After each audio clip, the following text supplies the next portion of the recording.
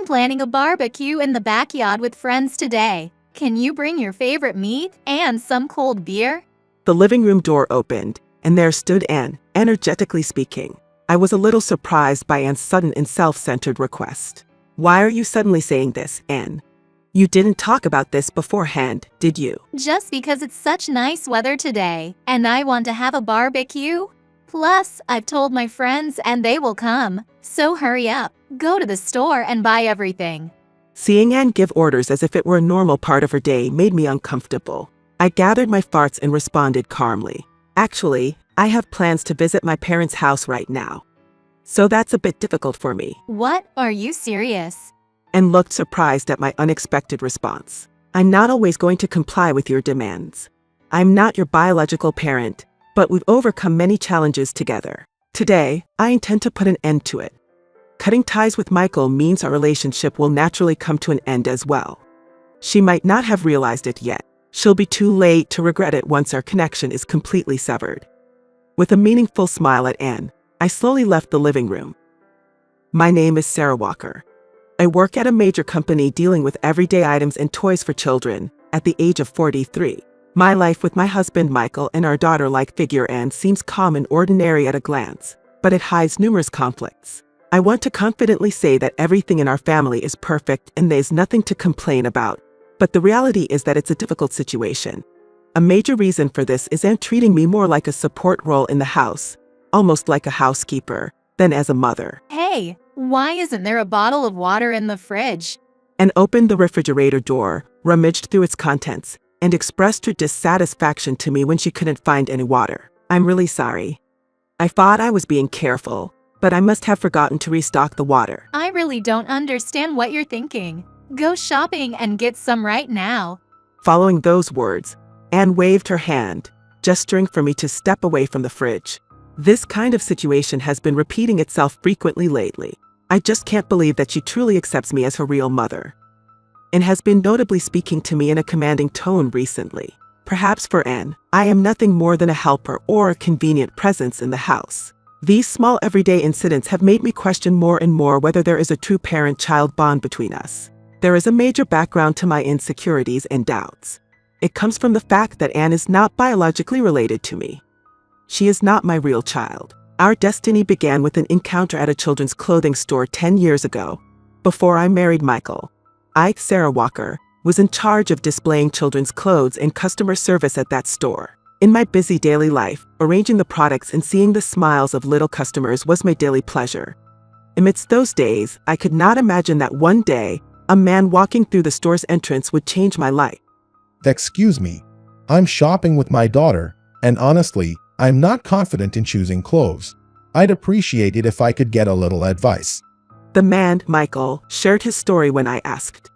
He divorced Anne's mother when Anne was 5 years old, and since then, they have been living in a father-daughter household. At first, Anne was satisfied with the clothes Michael chose, but as she grew older, she developed her own preferences and increasingly said, "I don't like the clothes Dad chooses." Dad, I want to wear more girly clothes. The clothes you pick are a bit old-fashioned, aren't they? Indeed, while Michael might be choosing clothes with all his heart, it's difficult to perfectly grasp the trends and the feelings of a young girl. Therefore, he visited the children's clothing store where I work, hoping I could help pick out clothes that would suit Anne's tastes. While feeling happy, I talked directly to Anne, respecting her wishes and giving her appropriate advice. Anne, what kind of patterns or colors do you like, for example? I like pink and white. And I'd be happy if there are ribbons or frills. Based on her smiling response, we walked around the store together, picking out clothes that suited her preferences. This wonderful experience gradually deepened my relationship with Michael, eventually having a significant impact on our future lives. Michael and I started dating some time after meeting Anne. Naturally, we grew closer, and in our daily lives, we began to feel each other's presence as something special. Our dates consisted of ordinary yet happy times, such as weekend movies, coffee time at cafes, and occasional picnics in the nearby park. However, as my relationship with Michael deepened, I faced a certain issue: the existence of Anne, Michael's only daughter. One day, I had the opportunity to visit Michael's home for the first time. His house had a simple and calm atmosphere, yet you could feel the warmth of a family. With my heart pounding, I entered the living room and sat on the sofa. The soft light of the evening shined through the window, and amidst that, we began talking about our future together. However, this peaceful time was shattered as soon as he left the room temporarily, replaced by Anne's cold gaze. Hey, do you really love my dad? Faced with her question full of doubt, I lost my words. I truly love Michael from the bottom of my heart. Anne's eyes sharpened even more, and I couldn't fully grasp what was going on in her heart. Afterwards, as soon as Michael returned to the room, Anne's expression brightened, and she regained her previous smile. I left his house that day, but deep questions and unease remained in my heart. Later, Anne asked Michael with hopeful eyes, Dad, are you going to marry Sarah? He looked a bit surprised and searched for words. Well, maybe it's too early. Anne was in the upper grades of elementary school. At her age, even trivial matters can shake one's heart. Family, future, friends, school, there were countless worries and anxieties. In the midst of this, the change in the family structure with the addition of a new member was a significant change for her as well. Afterward, we had a time to talk, just the two of us, and I tried to understand the anxieties and expectations in Anne's heart. On the other hand, this incident made me reevaluate my feelings towards marriage. However, Anne's attitude changed drastically afterward. In front of us, she suddenly made a proposal. I think it's okay if you marry Sarah. Somehow, I think she suits being beside Dad.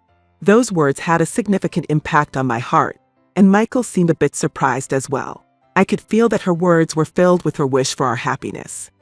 And then, in the following months, we actively started preparing for our marriage. Anne also blessed us, and we had fun times together, like going dress shopping for the wedding. However, her smiles and joy were only present when Michael was around. The change in Anne's attitude in front of Michael or not was stark. When Michael was there, Anne seemed like an honest and adorable child, and the bond between parent and child was clearly felt. However, when Michael stepped out or wasn't at home, her attitude changed completely. She seemed like a different person. Many times, I tried to improve my relationship with Anne by sharing common interests and hobbies as girls. For example, I invited her to shop at her favorite brands or suggested trying new recipes together. However, all these attempts were thwarted by Anne's cold gaze and sharp words. Don't be so arrogant as if you're my real mom. Her words resonated painfully every time, and with each occurrence, the small wounds in my heart increased. I consulted with Michael about Anne's behavior several times, even though I was troubled inside. However, he seemed to take it lightly and just laughed it off. And is just not used to the new living environment and family structure yet. Don't worry about it. But inside, I felt that Anne's feelings were deeper than just not being used to it. I felt she was rejecting me from her heart. The gap between her attitude and Michael's optimistic view left me struggling to find answers, and I spent my days in uncertainty. As Anne entered middle school, her attitude sharpened even more. At the beginning of her adolescence, she became more assertive, perhaps trying to change her old self and find a new identity. In the process, I felt her resentment towards me grow. I was always concerned about Anne's daily life and studies in my role as a stepmother. I wanted to support her through her new school life, relationships with friends, and various challenges. However, she did not accept my concern or support. Especially after entering middle school, her attitude became sharper, and she ignored my opinions and suggestions more frequently. Even when I asked about her studies, Anne clearly became irritated. Despite her hostile attitude, I was trying to fulfill my role as her mother. However, her rejection grew stronger over time, and eventually, school issues arose. Anne started skipping school. Her grades began to drop, and concerns were raised by her teachers. Inevitably, I was called to the school. During the parent-teacher conference, we discussed Anne's attitude, academic problems, and our family situation. I told the teacher that I am sincerely thinking about how to understand Anne and what I can do for her. However, my feelings did not reach Anne. She continued to ignore both me and the teacher. Amidst my growing anger and impatience, the days looking for a clue to improve my relationship with Anne continued. I couldn't hide my surprise and doubt at Anne's sudden remarks. What stood between me and Anne was an indescribable tense atmosphere. I was confused by her sudden change of attitude, and for a moment, I lost my words. Her eyes clearly shone with obvious hostility and ruthlessness. And then, her attitude consistently became one of avoiding and ignoring me. This was a level of coldness that I had never experienced before. Noticing my situation, Michael tried to step in between Anne and me. As the center of our family, he always cherished the bonds and relationships among family members. Therefore, his words were always sincere, making me feel loved. However, despite his efforts, the relationship between Anne and me was not easily improved. Since Michael declared he would mediate between Anne and me, I had been curiously watching what kind of approach he would take. As a result of his efforts, Anne eventually returned to school. We could feel that Michael's words and persuasion were gradually influencing Anne's heart. However, Michael's words wasn't Sarah's way of speaking bad, gave a further shock to my already wounded heart. I understood the meaning and feelings behind his words, but I did not have an answer for it. Doubts and distrust towards Anne's actions remained inside me. Although Anne returned to her school life, her feelings and attitude towards me did not change, and this was a heavy burden on my heart. The noise and actions of Anne and her friends were becoming particularly noticeable in our living area. They laughed loudly until late at night and talked loudly in the middle of the streets. Their behavior was very disturbing to the ears of our neighbors. In fact, our intercom had become a means of delivering complaints from the neighboring residents. I felt a great deal of pressure from this situation. Every time Anne caused a problem, I had to sincerely convey my apologies from the bottom of my heart. This continuous stress weighed heavily on my body and mind, and my daily life started to feel painful. Moreover, Anne's behavior caught the eyes of Michael's colleagues and superiors at work, and as a result, he was also harboring complaints about her behavior. Michael frequently vented his frustrations to me, and our relationship was deteriorating further. There were no signs of change in Anne's behavior. In fact, her demands escalated. She began desiring expensive cosmetics and brand name accessories, persistently asking me to purchase them. Financially and emotionally worried, I advised her to moderate her requests, but she only rebelled, and her attitude continued to deteriorate daily. The situation became alarming when she mentioned stealing from stores, prompting me to seriously worry about her future. In the garden, Anne and her friend were together, their usually boisterous laughter and lively chatter replaced by a grave atmosphere. Uncharacteristically, Anne's eyes welled up as she confided in her friend, who listened intently, occasionally offering a comforting pat on the back. Peering through the window, I was taken aback by this unexpected scene, rubbing my eyes in disbelief. Having perceived Anne solely as a defiant teenager based on her past behavior, this moment stirred something in me. I realized I had been oblivious to her struggles, misunderstanding her all along. The sight of her tearful conversation and her friend's encouraging words weighed heavily on my heart, transforming my accumulated distrust and disappointment into a surge of empathy and a desire to support her. Compelled by these feelings, I stepped out into the garden, approaching Anne and her friend with resolve. Surprised and somewhat puzzled by my presence, Anne looked up. I locked eyes with her, ready to ask about her troubles and share in her feelings. Around 10 individuals were enjoying a lively gathering in the garden, their laughter and banter filling the air. And was among them, her joy evident as she engaged with her smartphone. The atmosphere resembled a picnic, with a barbecue grill at the center, smoke billowing up. For a moment, I stood transfixed by the scene until Anne, noticing me, quickly retreated indoors. Her demeanor was confident, as if she intended to resume manipulating me. You're just in time. What do you mean? We're setting up a barbecue. I need you to quickly shop for meat, beer, and other ingredients. Anne's face wore a casual expression, seemingly oblivious to the unreasonableness and selfishness of her request. Why do you get to decide this on your own, Anne? You could have at least told me beforehand. That's what we're doing, having a barbecue. Now, go to buy the supplies quickly. My heart was completely exhausted, and I felt even more stressed by Anne's authoritative attitude. I felt like I was on the verge of exploding. I'm going back to my parents' house now, so I can't do that. What? Anne had a surprised look on her face, lost for words due to Sarah's unexpected reaction. I stared at Anne's surprised face for a moment and then quickly started to act. It wasn't the first time that I had ignored what Anne said and acted on my own. However, this time, I was determined to stand my ground and take action to protect myself. As I stepped out of the entrance, Nancy, Anne's best friend, was standing there. She had her usual provocative smile, as if she was waiting for me. But Auntie, where are you going? Nancy's words clearly had a mocking tone to them. It's none of your business. I responded calmly, but with a hint of anger. Papa, So the day has finally come when Anne kicks you out. You've always been so nagging. Nancy said this triumphantly, raising her voice even more. I felt a surge of anger inside, but I didn't show it on my face. Instead, I sighed internally at her attitude. However, I was shocked by what Nancy did next.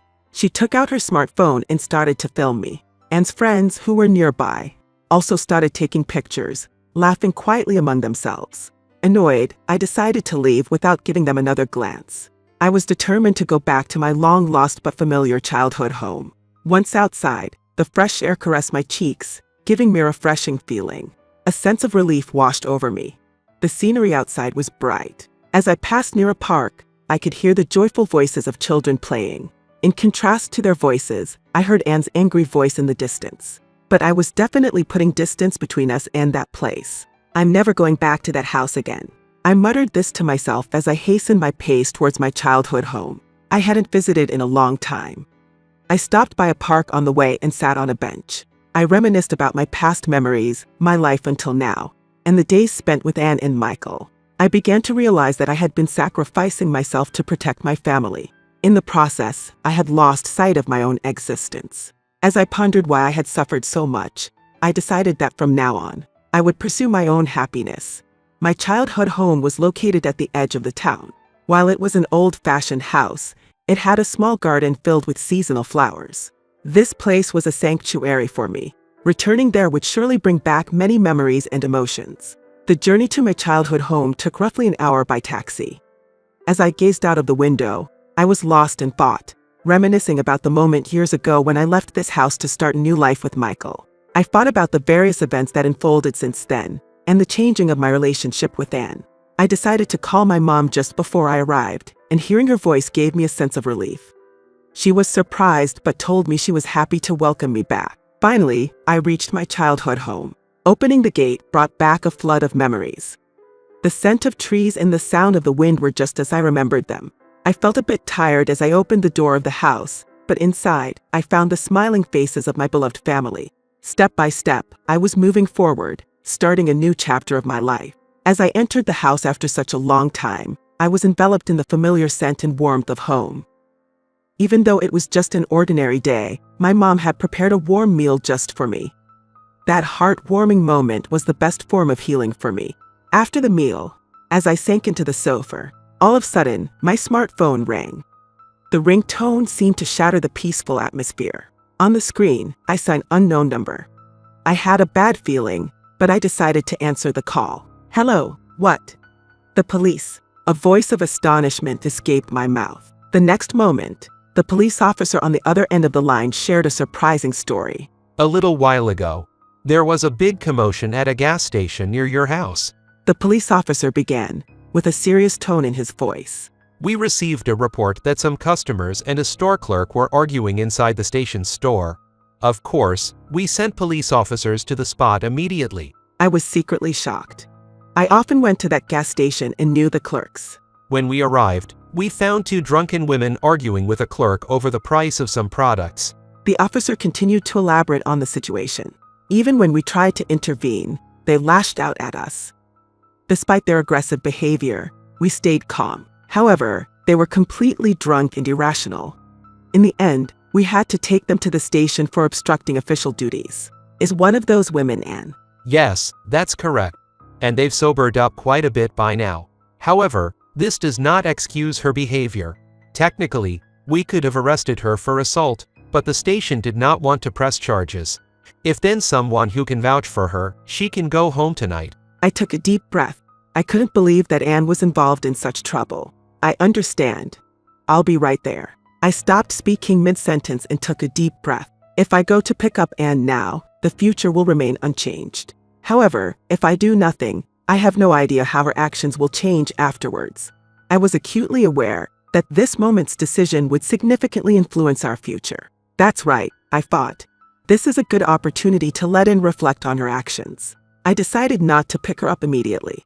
I felt that Anne needed some time to think on her own, even if it was just for a little while. To prompt her own reflection, could you please let her spend the night in the detention center? With that, I resolutely suggested this to the police officer. Yes, I understand. The police officer responded with a tone of surprise, but it seemed he understood. After hanging up the phone, I smiled to myself. Experiencing arrest and detention would surely make Anne reflect on her actions. I was convinced that it was her condescending attitude that had gotten her into this situation in the first place. Afterward, I contacted Michael, Anne's father.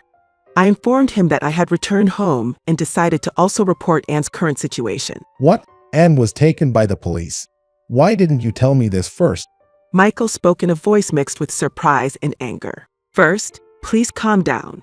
She is just being protective for now, so first listen to what happened. I could hear the concern and anxiety for Anne in Michael's voice.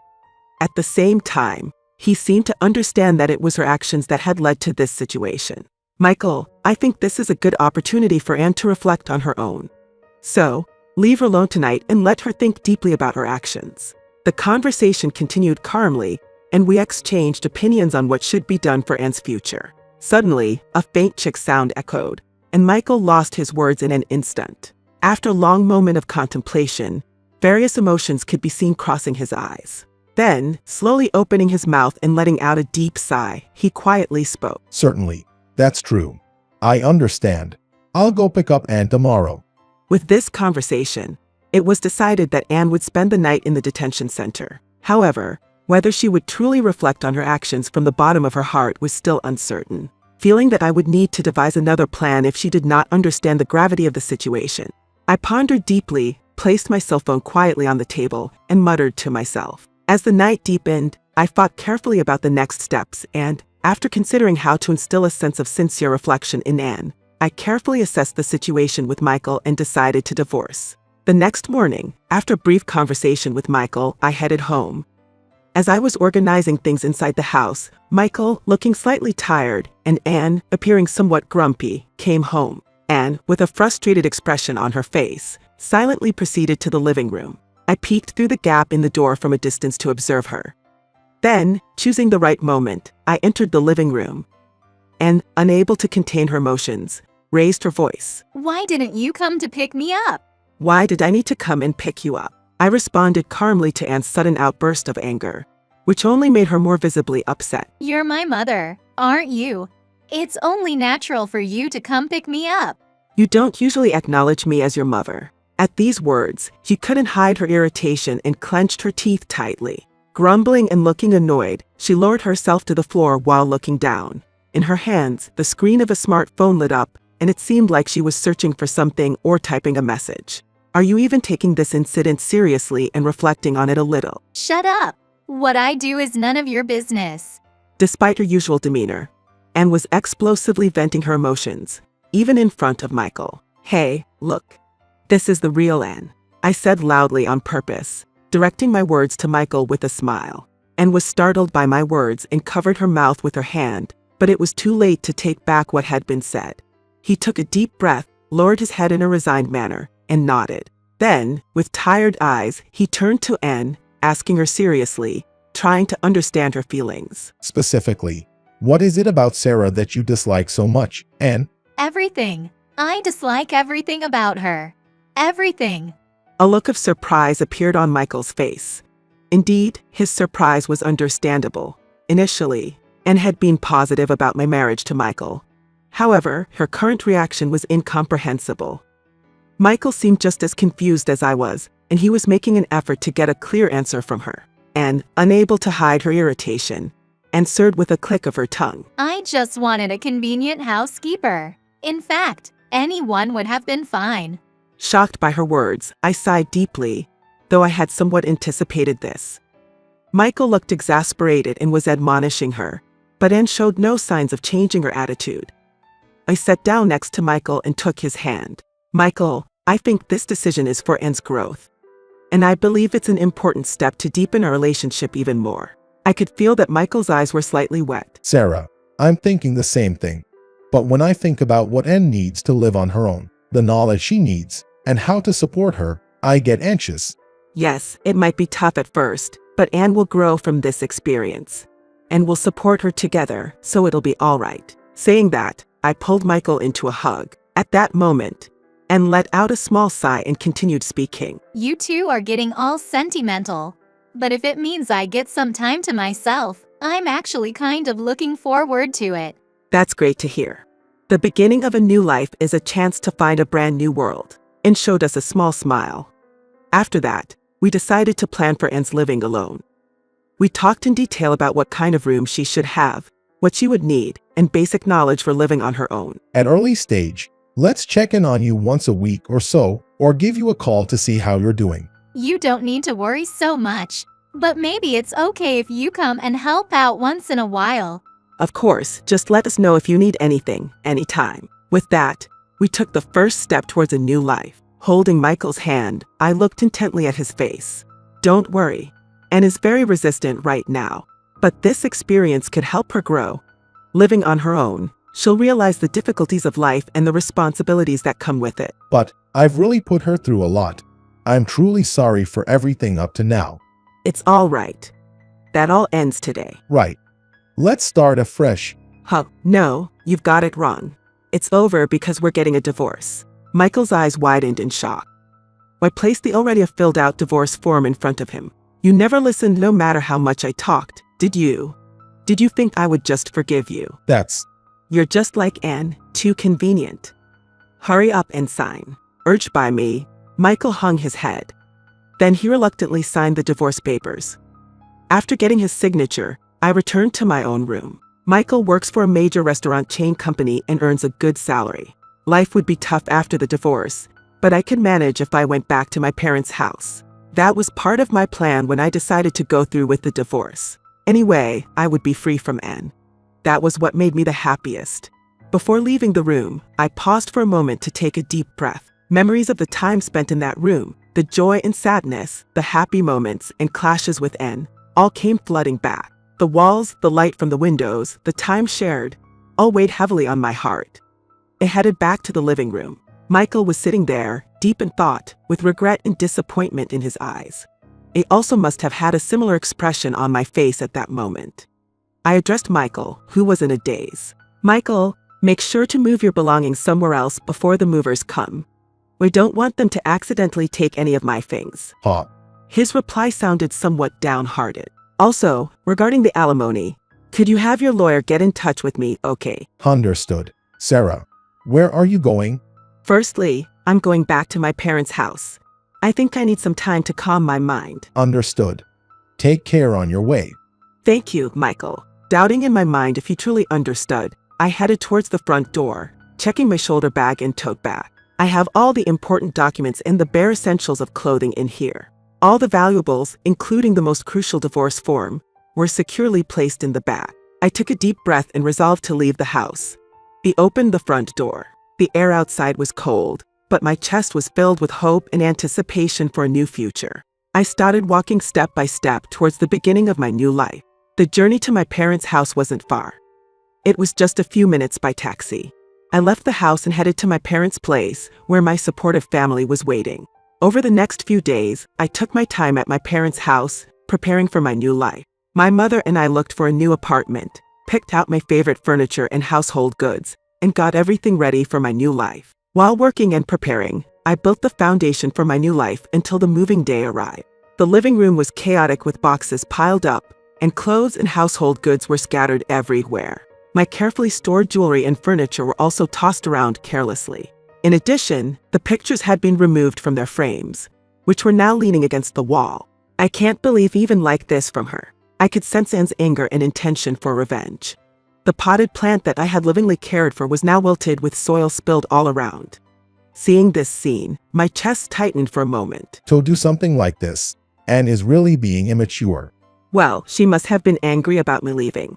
Michael's face was stern, and he seemed to be taking the situation very seriously. He sat down and put his hand to his forehead, deep in thought. But don't worry. I've checked and made sure all the important things are here. Even so, this is unforgivable. We should make Anne apologize somehow. There's no need for that now. For the sake of our new start, all we need to do is move forward. While I was grateful for Michael's feelings, I decided to act firmly, focusing on the future ahead. For that, I took a step forward to build a new daily life. Saying that, I called Anne. After few rings, Anne answered. What did you do with my card? After a moment of silence, Anne responded with a bright smile in her voice. Oh, you finally noticed. Didn't it take you a bit too long? No more hiding. I got that card. And I tried withdrawing a little money from the ATM that you had been saving up. There was a proud tone in Anne's voice. I responded calmly, although a bit irritated. "And that's my money.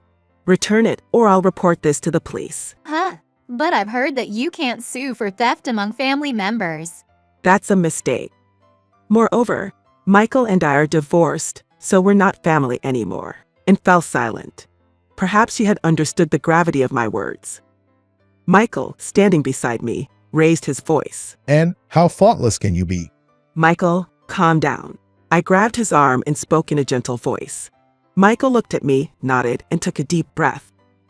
Anne's voice came from the other end of the line again. Fine, I'll return the money. But does that mean you'll forgive me? "We'll think about that later. First, you need to return the money." I ended the conversation with Anne and hung up the phone. Then, turning to Michael, I said, "It seems she's reflecting on her actions. But this issue won't be resolved so easily." Anne started crying and deeply apologized toward us, leaving Michael unable to hide his astonishment. He looked at Anne for a while, then eventually rushed over to her and spoke. "Anne, what are you doing? There's no need for this." Michael stared at Anne's face, seemed to be deep in thought for a moment, but then determination appeared on his face. He lifted Anne's hand and spoke kindly. "Anne, this incident was unexpected, but you need to take full responsibility for what you've done." But, Sarah, she made our relationship.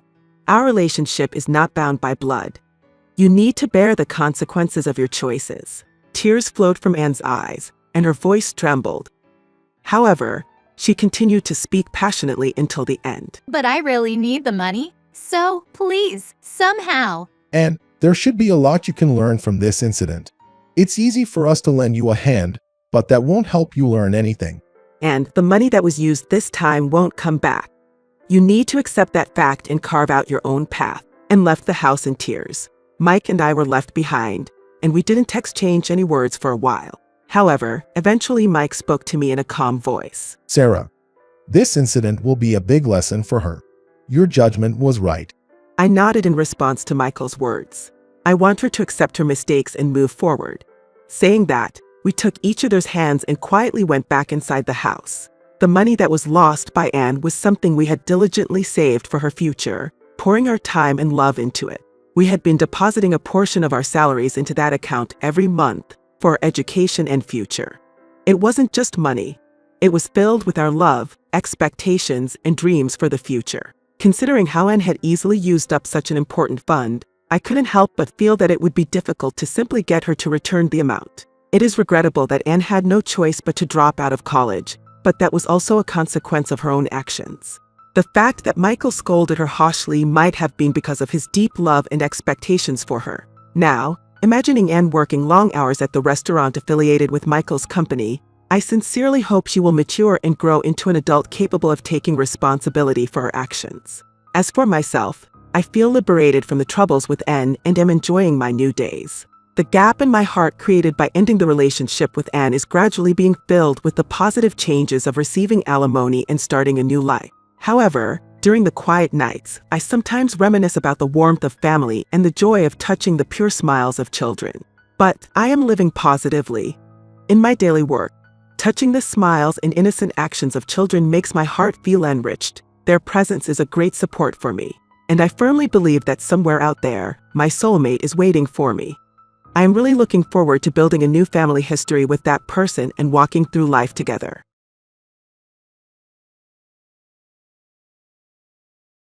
Do any of you wish you had buddies from your youth? People frequently tell me that they are envious of the girls' closeness, or that they fell in love just because they were childhood friends. However, in practice, childhood friendships can occasionally impede the growth of a romantic relationship and present their own unique set of difficulties. I'll tell my story today. Tyler is my name.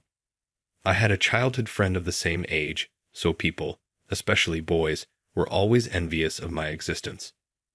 Anna is her name.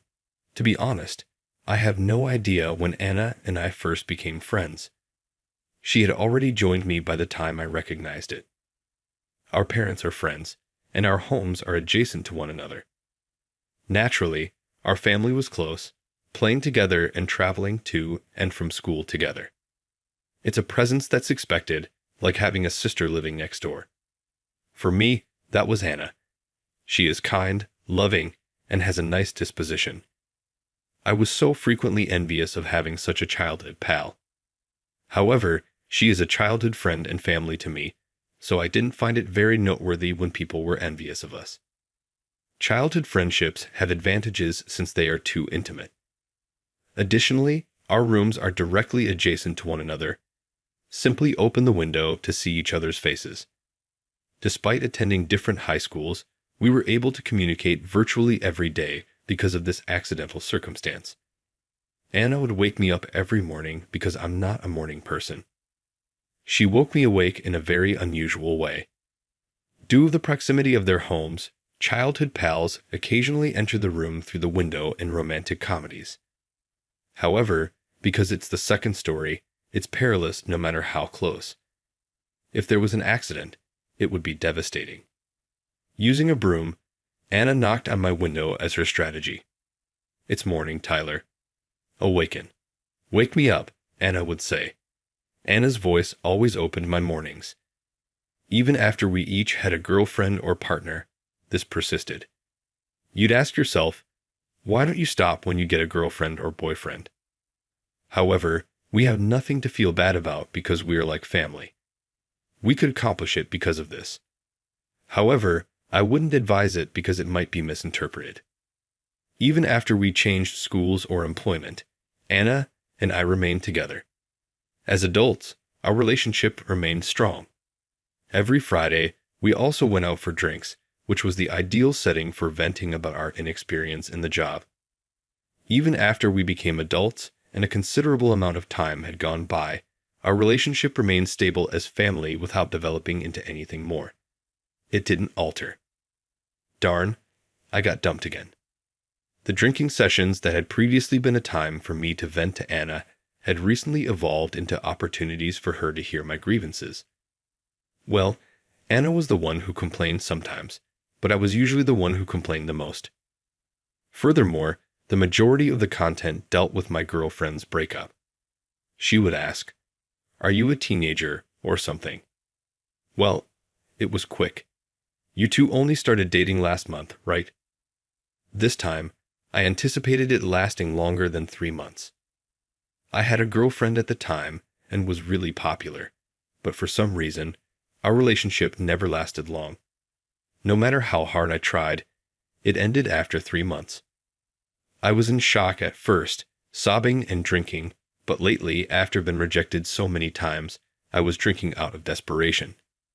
In these moments, Anna would reassure me with a puzzled smile. So, what caused this time's breakup? The last time, wasn't it cheating?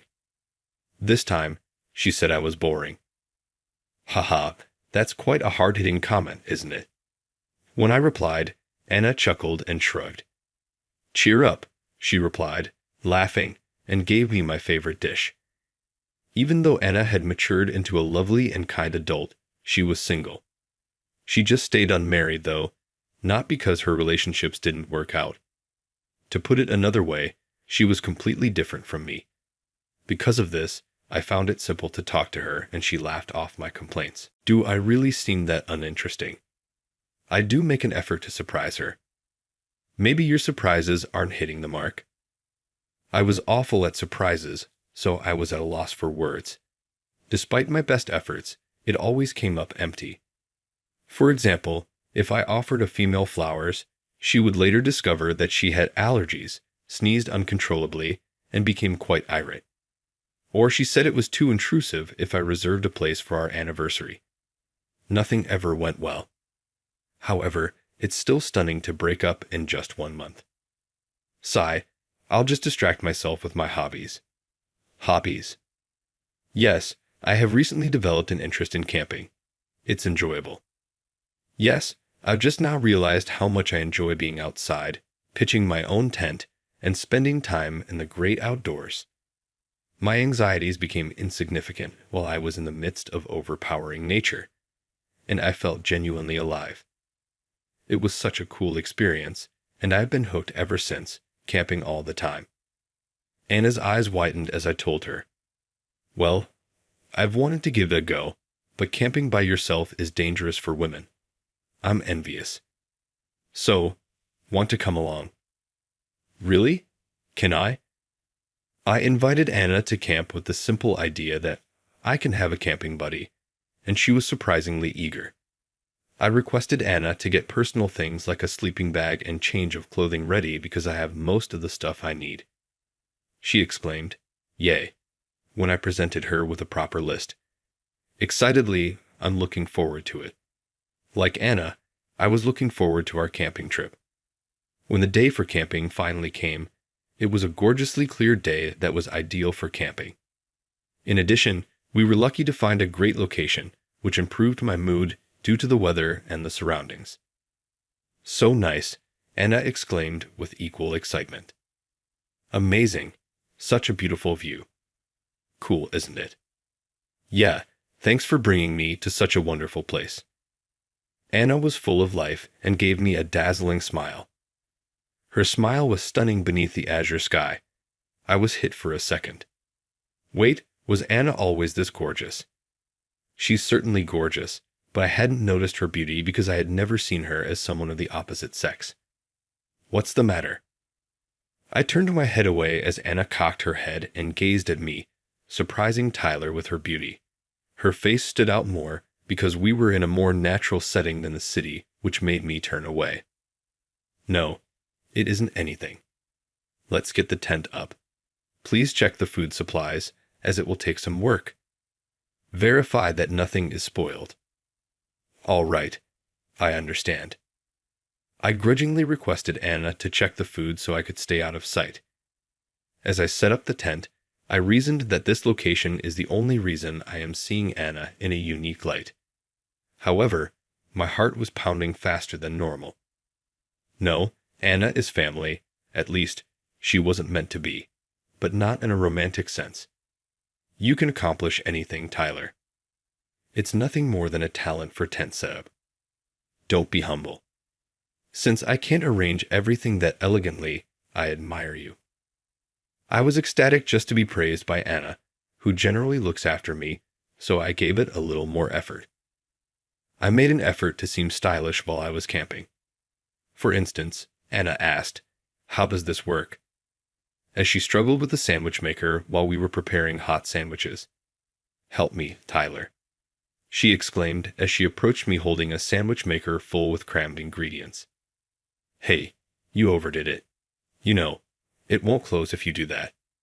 I instructed her how to use it and how much to put in while laughing. She was really taken aback when I completed arranging the food while she worked on other tasks. "You've already done what?" Anna didn't know certain things because she was new to camping.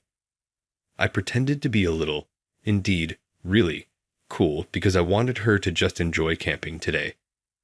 I used to think that everything I ate out was fantastic because of this, but the food you prepared for me tasted the greatest. It was worth the effort. I was normally the one who looked after Anna, but now I wanted to see her grin all day. I took the lead when camping, showed her the ropes, and watched her laugh so happily. Before I knew it, I was taking care of her during camp and making a concerted effort to make her smile. It was already dusk before I knew it. Time went by so quickly, it was a little isolating. Anna remarked, "It was fun today," as they gathered around the campfire, feeling as though the day was already over. "I'm grateful, Tyler. Let's go camping once more, please." I wanted to be with Anna like today, every day, after she said that. We've always lived together, like family, but I didn't want that kind of relationship. Anna and I wanted to be a true family. That's how I felt. However, it's probably too late. I hadn't thought of Anna family until recently.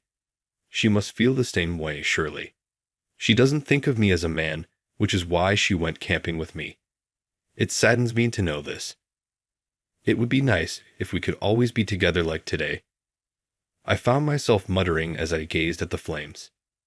That's when I found myself whispering. To be honest, I felt like I had blown it. We're always together, aren't we? I would be asked. However, I was surprised to find that Anna did not respond.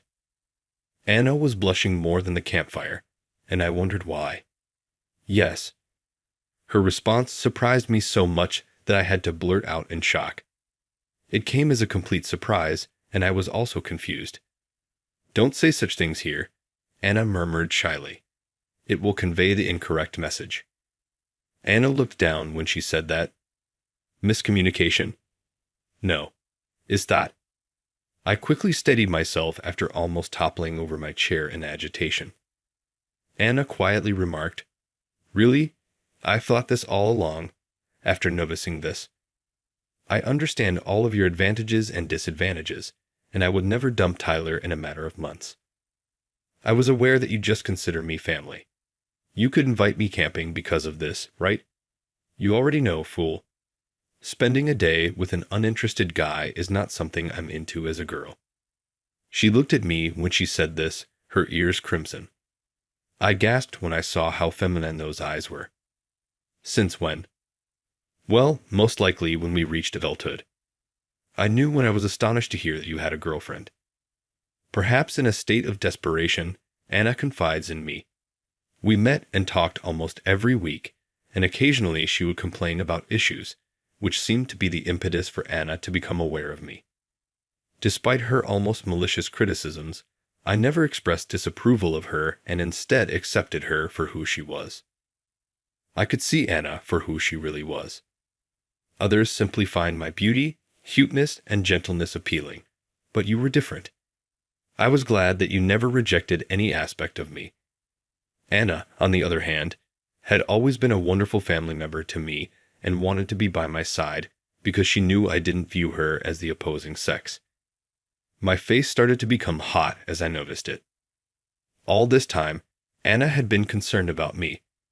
I regret not noticing it sooner, and I don't want to put her through this any longer. I apologize for not noticing, Anna. Really, it's okay. I was the one who fell for you. I want to stop making you feel that way. Although I understand that it's handy, I thought you looked stunning today, Anna. Will you be my girlfriend, since I want to start a family with you? I was desperate, but my voice sounded clear in the campsite's silent night. I pondered whether Anna grasped what I had said. I've been waiting for those words, she remarked with a joyful smile. She gave me a hug after saying this. I was a complete idiot for not noticing someone so significant so near to me. For the rest of her life, I shall provide her joy. I decided. It looks like the camping trip will finish nicely, but things don't always go as planned. How do we proceed? Really? We discovered the sleeping bag I had brought was broken right before bed. When Anna attempted to force the zipper to open, it did so partially but not completely. It may be used as a blanket if it broke and was unable to zip up.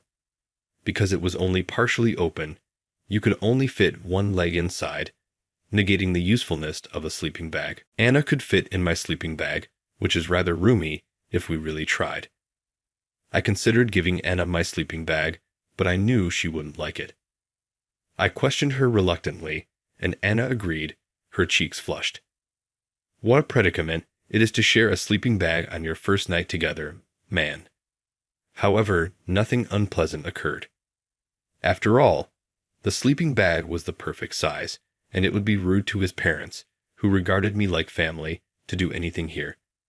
Above all, my father could punch me and ask, "What are you doing?" I therefore made a solid vow to do nothing. I apologized, Tyler. Isn't that tight? When I respond, "Not at all.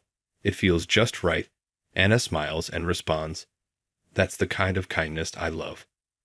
Good night." She leaves such a bombshell when she goes to sleep. Give me a break, please. This is tied in a lot of ways, but I'll persevere since I'm a man. Our relationship altered significantly, and our first camping trip went great. Since we were essentially together, things actually moved along swiftly. Naturally, we both dated with the intention of getting married, and we quickly got to know one another's parents. However, since Anna's and my parents were friends, there was no resistance. conversely. To us, Tyler is like a son. He is a welcome addition to our family. Having Anna as our daughter makes us very happy. Nothing is more happy than this. The thrill was enormous after that. The gathering of both families was in a joyous mood and wasn't all that different from our regular family get-togethers. It was good that my folks and Anna's parents were thrilled and offered us some amazing beverages. I then asked her to marry me after a year of dating. Please stay with me forever. It seemed so corny, but I gave her a ring and her favorite flowers as a surprise. You recalled my favorite flowers, which makes me happy. You have my undying love. She cried when she put the ring on my finger and whispered, "You must make me happy, or I'll be angry." We were each other's essential and indispensable existence, but we were too close to recognize it. It took me a while to realize this. But if I can live my entire life with Anna, I have no regrets. The same was true for our families. Our parents, like us, frequently went out for drinks and were fully aware of our connection. They would even have drinking parties at each other's houses. They would discuss parenting at those times, speculating about what they would do if their kids brought a partner home. It appears that both believed the other's child would make the perfect partner for theirs. They spoke about it among themselves and wished we had already met. Indeed, outsiders think for themselves. Their wishes came true as a result, and they were presumably overjoyed. I was able to avoid using the standard welcome. May I have your daughter's hand in marriage? Because of that. After numerous diversions, we eventually came together. What do you all think now that you've heard this? Having a childhood pal can be problematic, so if you think it's wonderful, be careful. For instance, the dining table is laden with stuff I don't like on the days we argue. It's also nearly impossible to pull off surprises because we've known each other since we were little and can read each other's thoughts. Knowing each other so well presents certain challenges, but it also means that we can sympathize with and encourage one another when we're worn out or struggling. This is the start of our story. Naturally, though, it's not the end. I'll enjoy a happy life with Anna for eternity. That is my life's ambition and my wish.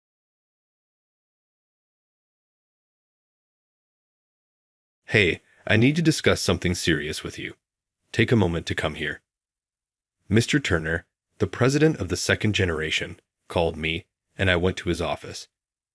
My contract had expired, therefore it was most likely related to that.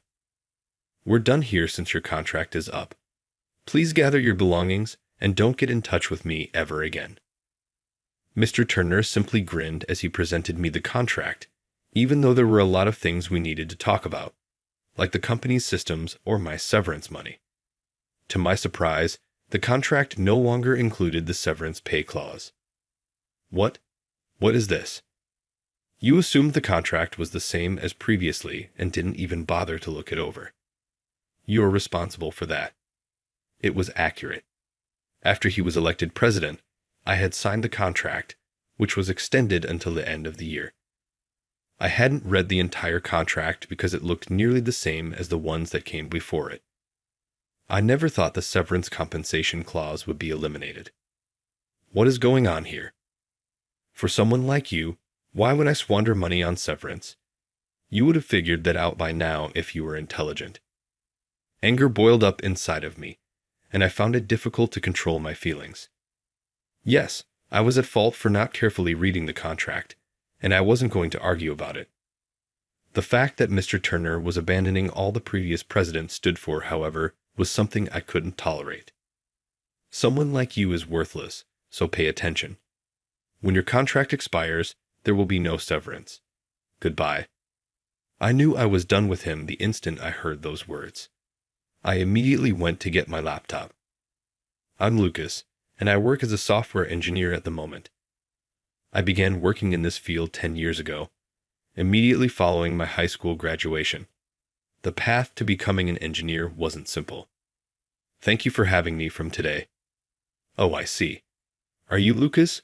I am aware of you. Let's collaborate effectively. I was raised by my single mother after my parents divorced when I was in middle school. My father had been in charge of all the money, so when he left, he took everything with him. After the divorce, life was quite difficult. Nevertheless, my mother put forth a lot of effort to help me, and I was able to complete middle school. I did everything I could to help my mom out by working part-time jobs to pay for my own tuition while I was in high school. However, my mother finally became unwell and was unable to continue working. At that point, I opted to seek a job instead of continue with college. You must first understand the fundamentals because you are a novice. There are several things to keep in mind, such as writing code that is efficient. You'll quickly be given responsibility if you put in the effort. Yes, sir. I progressively acquired the skills and information required to be an engineer under the direction of my senior, Mark. However, I was the only person without a college degree in the organization. I was a recent high school graduate working part-time, while everyone else joined as college graduates. Despite having the same objective, we were beginning from quite different locations. I was never trusted with important jobs because of my status. My lack of a college degree was a major barrier, even though skill was evaluated. Even though I had known since they advised me to strive for full-time employment, it was difficult to continue. You're capable of doing this. I believe in you, even though I know it's difficult to gain the company's trust. Continue to push. Yes, I'll keep at it. I put forth more effort than ever after that to become a successful engineer. I continued to study online every day once I returned home. 1 year later, I knew more than the recent college grads. Allow me to present you. Timothy from the sales division is here. It's good to meet you. I've known him since college. We have a long history of friendship. Pleasure to meet you. Even though I had been producing good work at the company, I was nevertheless hindered in many respects by the fact that I didn't have a degree. Mark was the only one who truly looked out for me despite this, and he even introduced me to a salesman named Timothy. Even though the introduction had no bearing on my profession, I felt trusted because Mark would attest to my character in such a way. For that, I was thankful.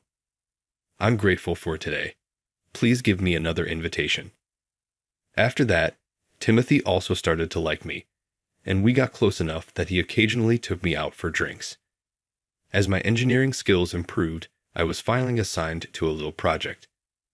I would eventually become the project manager for a large project after gaining more experience.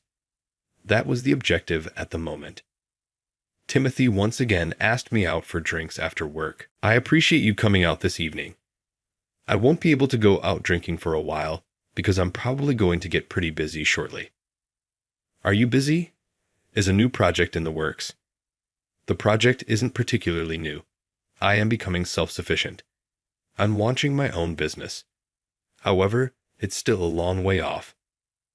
I had never heard of it before, so I was utterly taken aback when Timothy said this with a broad smile. I knew he did an excellent job. He was relatively young, but he had a respectable job and led a comfortable life. It implied that he was most likely earning a solid living, but he never gave any sign of becoming self-sufficient. You're going independent. Yes. I didn't want to go on poor terms because I owe this organization a lot for caring for me and treating me nicely. For this reason, I've been carefully speaking with them to make sure the leaving goes smoothly. I understand. That's amazing. I'm impressed and startled at the same time because I've never considered becoming independent. Timothy was thinking about the business that had helped him, not just about himself.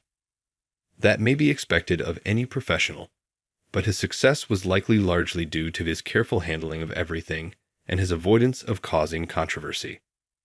Timothy then went into further depth about his intentions. He intended to start an internet retail company using the contacts he had made. That sounds fantastic. I wish you luck. However, I still have a long way to go. I have a lot of work to do before I'm prepared. Since it will take that long to get ready, I want to work on it alone for the first year after I quit the company. Couldn't you set things up to run smoothly and then leave the company later? I can't balance running a side business with the work I'm now responsible for. Furthermore, it wouldn't be considerate to the business. Everyone around him admired and liked him because of his genuineness. That's what I really thought. We had a great time at our large celebration that evening. However, after listening to Timothy's experience, I also began to consider becoming self-sufficient. Timothy's narrative further fueled my desire to place myself in a situation where I could rely entirely on my own abilities. The want to prove my skills had been sparked, but I realized I still had a ways to go before I was truly acknowledged as an engineer. Projects at the same level as the ones I'm working on today can be managed independently by me. In the future, I want to start my own software development business, expand my portfolio, and take on freelancing employment. At the conclusion of the month, I made the decision to quit the company after speaking with Mark and my bosses. I felt prepared to give it my best, even if it was a risky move and I lacked a clear plan. Timothy extended an offer to collaborate with me a year later. Although it was an enticing offer, I was put in a challenging situation. In actuality, I had recently launched my own business and successfully transitioned to freelancing. I couldn't just go work for someone else now, even if it was a fantastic opportunity. I appreciate the offer. However, I recently started my own business. It's a software development company, but I'm still the only employee. Really? That's amazing. Well done.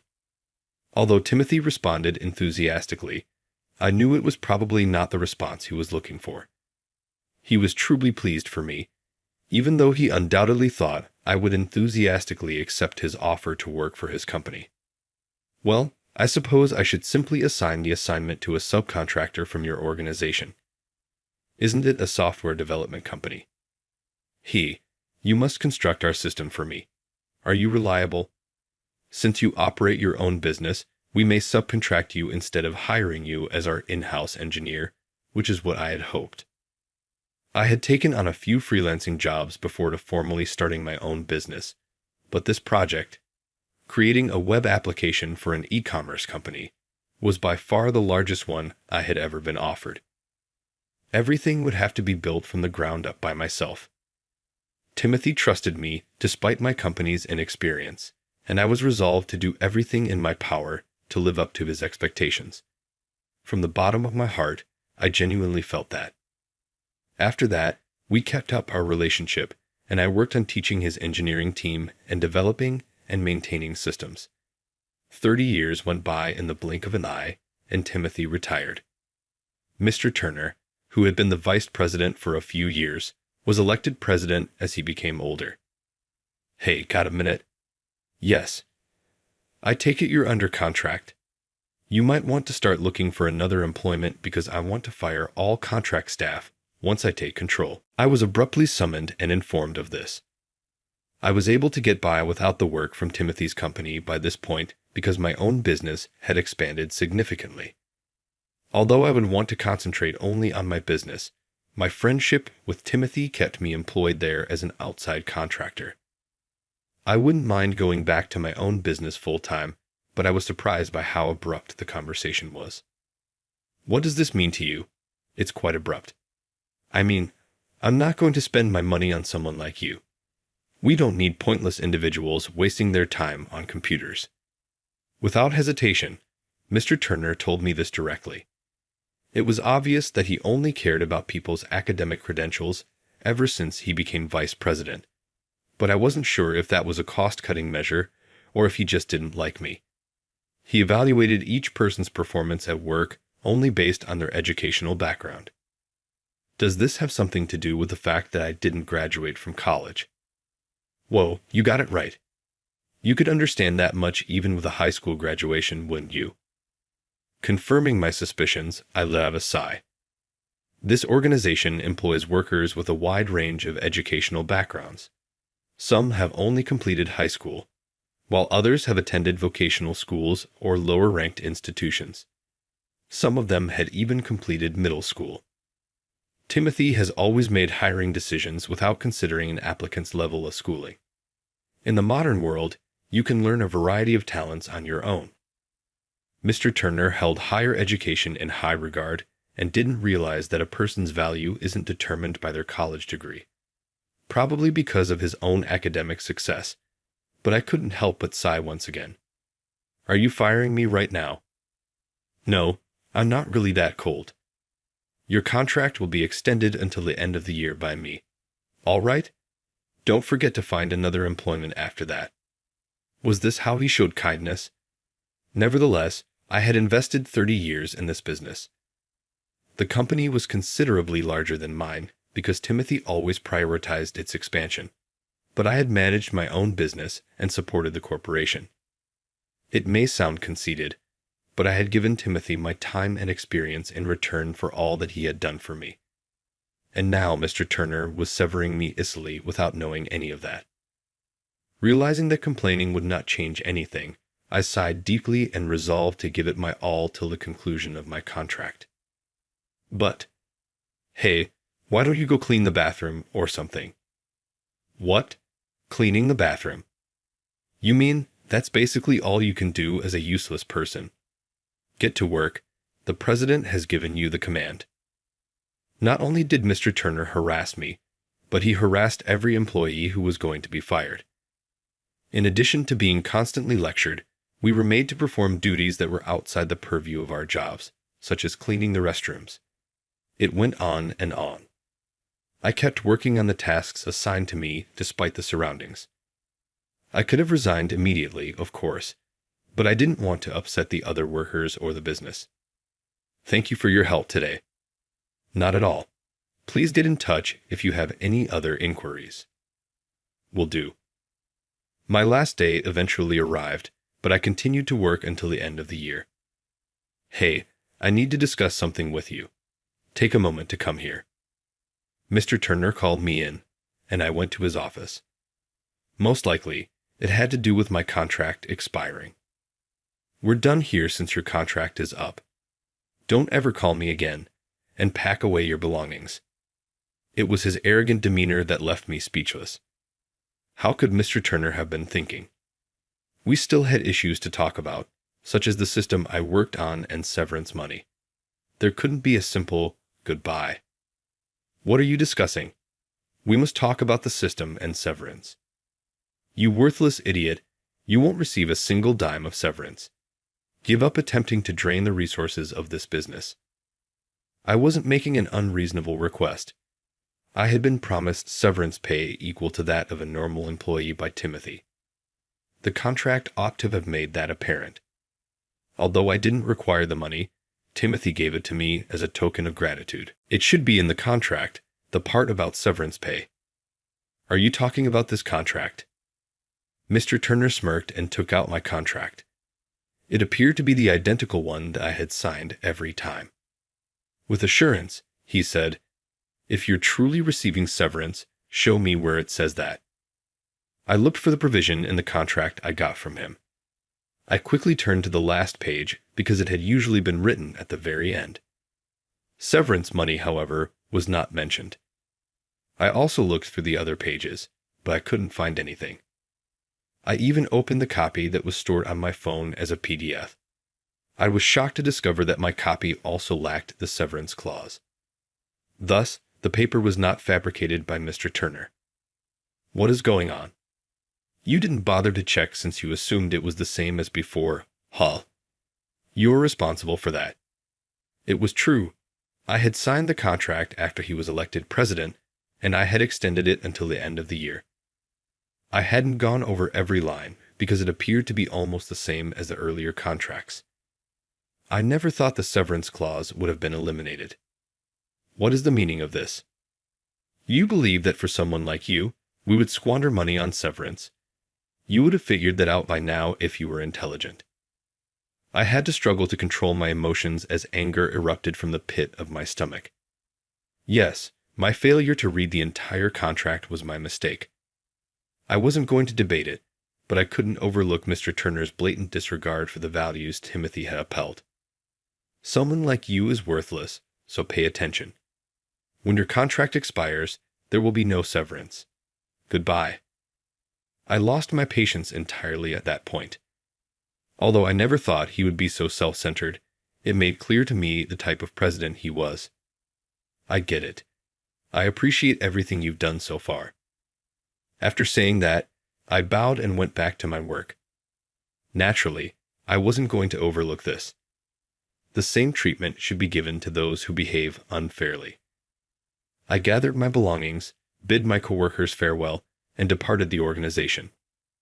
I opened my laptop and started working on something as soon as I arrived home. Mr. Turner called me the following day. "Hey, what the hell is going on? Why are you contacting me at such an early hour and shouting like that? Where are your manners? You turned off every system we utilize. That's what's happening." Though I hadn't heard him yell like that before, I wasn't shocked. Although I knew this was coming, I wasn't prepared for him to get in touch with me so quickly. I certainly did. My contract was not renewed by you. What? Agreement? Whoa, do you know absolutely nothing? You are also the president. As I said it, I couldn't help but smile. Now my attitude was making Mr. Turner, with his inflated pride, yell at me even more. Do you even know what I'm doing? I have no idea what you're about. Why would you have the power to disable the system when you were always tinkering with it? No one else was aware of this. How is this possible? Mr. Turner obviously didn't know what I had been doing for the business. When he took over from Timothy, he must have been taught everything. But he either ignored it or forgot it. Now that the company's system was down, he was in a panic. Accounting software and employee management applications were among the impacted systems. At the end of each month, we receive a mountain of invoices from our numerous remote workers. This was about to go horribly wrong. Say something. I'm open to renegotiating the contract as the CEO of the business that created the system. We might even go from the previous usage fee approach to a buyout strategy.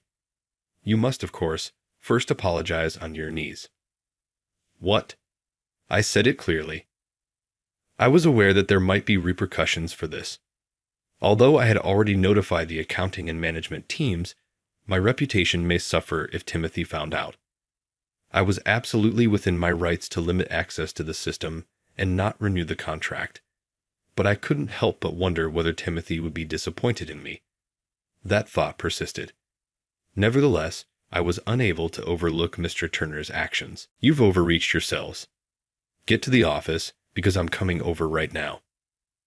Later that afternoon, I went to the company because I didn't want to keep the system offline indefinitely. Hey, I've been anticipating your arrival. Let's go to the office of the president. I was shocked to see Timothy in the lobby, waiting for me. He must have hurried to the company after learning of the situation. I had my justifications, but I had no idea what Timothy was thinking or how much he knew.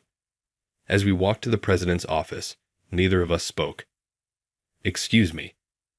After knocking, Timothy went into the president's office, where Mr. Turner was standing sternly and commandingly. I'm very sorry.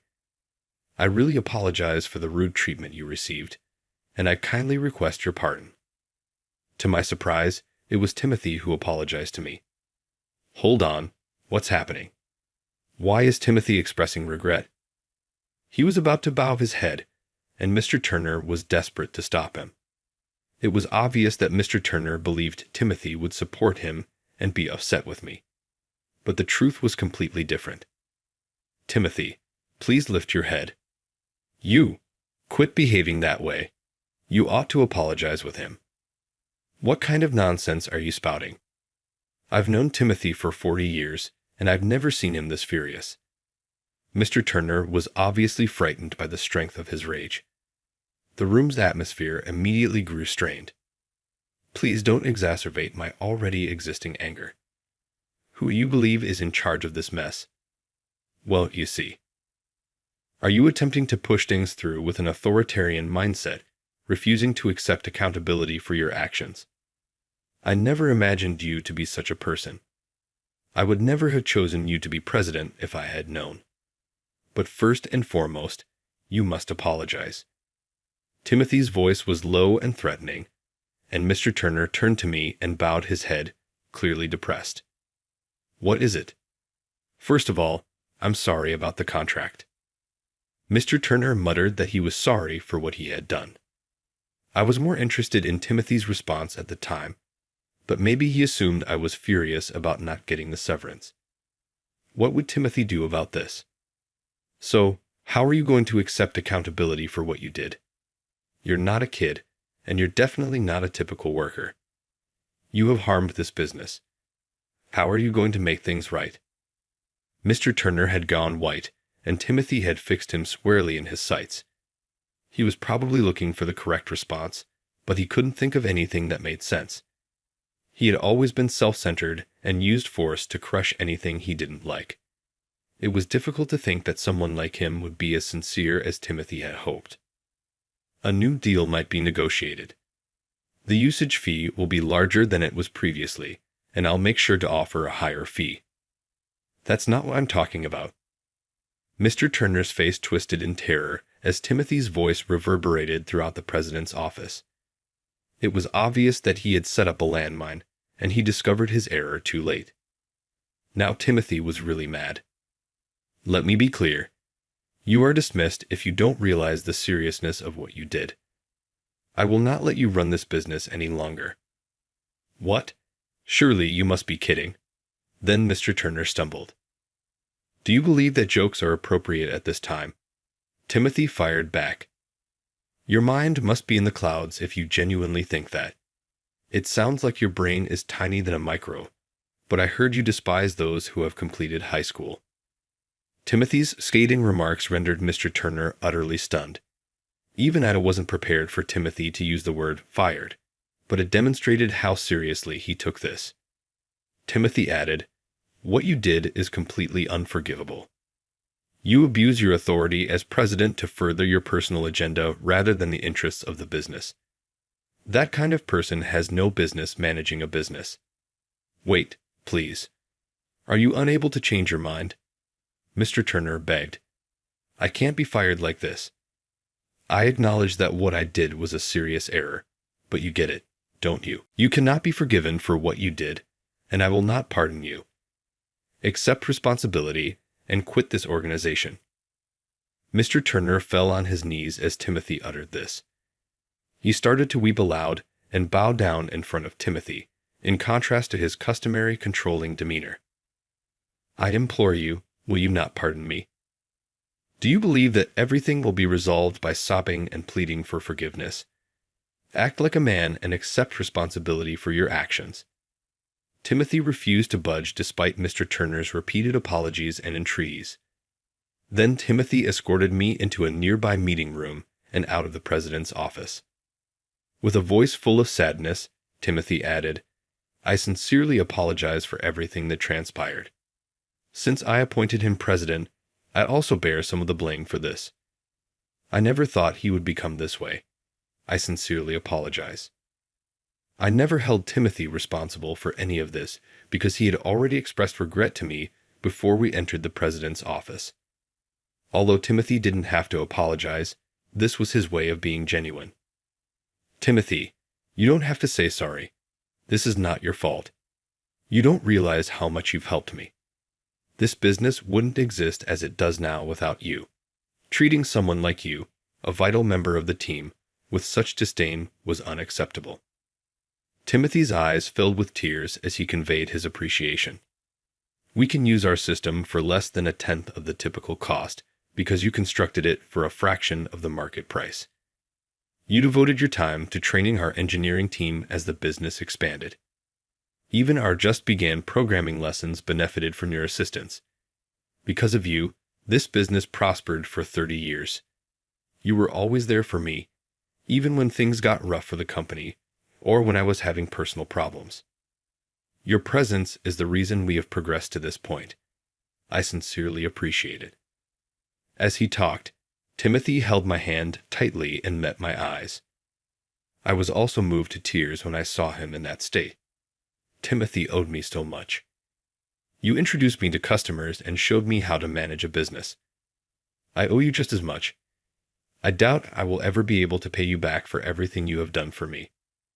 Hearing that makes everything I've done feel worthwhile, Timothy said with a smile. I sincerely appreciate it. And once more, I apologize for all that transpired.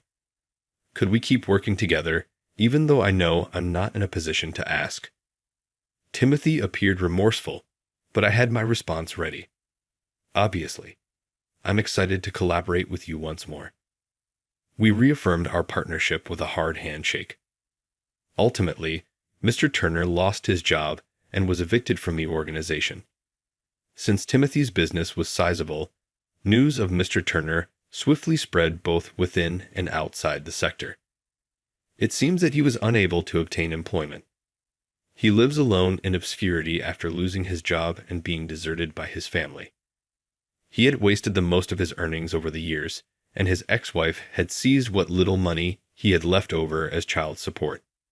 He was obviously leading a horrible life, but it was a fitting finish for someone who had done so much harm.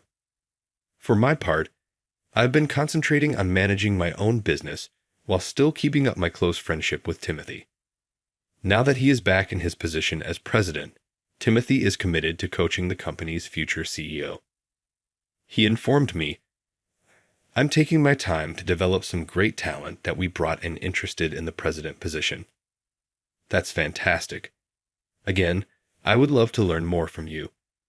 I have also been considering the possibility that it may soon be time to hand over my business to someone else. When the time comes, I'll have to learn such talents from you. One of the most important things in my life was meeting Timothy. Naturally, I can't claim that life has always been simple. There have been difficulties, obstacles, and times when I felt emotionally trapped. However, each time I looked at Timothy, I thought, I want to work as hard as he does. Timothy also had the same opinion of me. We frequently fail to recognize the extent to which we are assisting others, because life is unpredictable. For this reason, I think it's critical to have faith in our current course of action. A better tomorrow and future will undoubtedly await you if you unite with those who value you and who value you in return, live fully, and concentrate on the now and now. This lesson has stuck with me, and I intend to live my life accordingly from now on.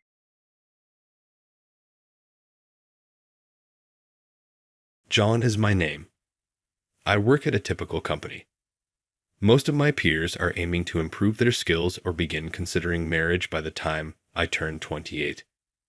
Although I don't lack ambition, I believe that if I can work hard at my profession and have a secure lifestyle, that's plenty for me.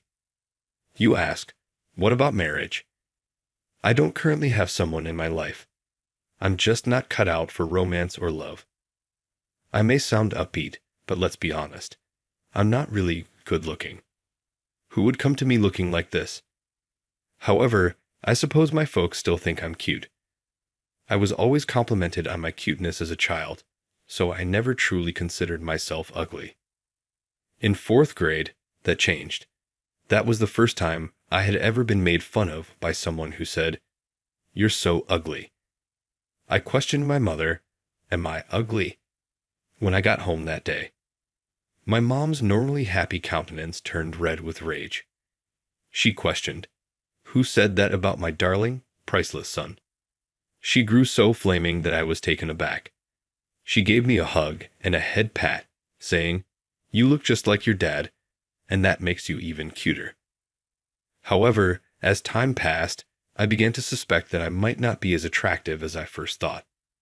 People have said that I resemble my father. "You look just like your dad," my mom's acquaintances and neighbors used to say a lot while I was growing up. I suppose they didn't mean it well, but I was happy to look like my tough dad back then. Now, my mother is really gorgeous. People frequently mistake her for my sister because of her youthful appearance, long eyelashes, and flawlessly straight nose. In contrast, my dad has a rough appearance. You can probably tell who I'm modeled after. It struck me hard when I was a teenager. I saw that my eyes were like my mother's, but other than that, I looked exactly like my father when I glanced in the mirror. I also became aware of my appearance ranking at that point. Even as a teenager, I experienced crushes. I once worked up the nerve to tell a girl named Nancy how I felt, but it was painful when she rejected me. She said, "John, "You're such a nice person, but I'm sorry." I then learned that my appearance was the real reason she turned me down. Nancy soon began dating the class's most attractive man. By then, it was obvious to me when I glanced in the mirror that I was not like that guy. You can't alter your face, though. Yes, I have had self-consciousness on occasion, but it doesn't really matter if I don't prioritize romance. And now I'm 28. I've essentially given up on getting married. You ask, what about my dad? Well, he just struck it fortunate. He not only married, but he also attracted a beautiful woman like my mother. My mother is more enamored than everyone else. My husband is the most attractive man in the United States. No, the entire world. She continues to say it with an almost inexplicable affection that I heard constantly growing up. In a way that is simply perplexing, I would say that he is completely smitten with her. Although it's good that they get along, I honestly don't think anyone would ever think that of me. I'm thankful to be loved as much as I am, despite the fact that I'm not the most attractive. My life as a working professional is like this. I work hard at my job, of course, but occasionally the office hum gets to be too much. John, do you have a moment? I hurried over to her desk as soon as she called.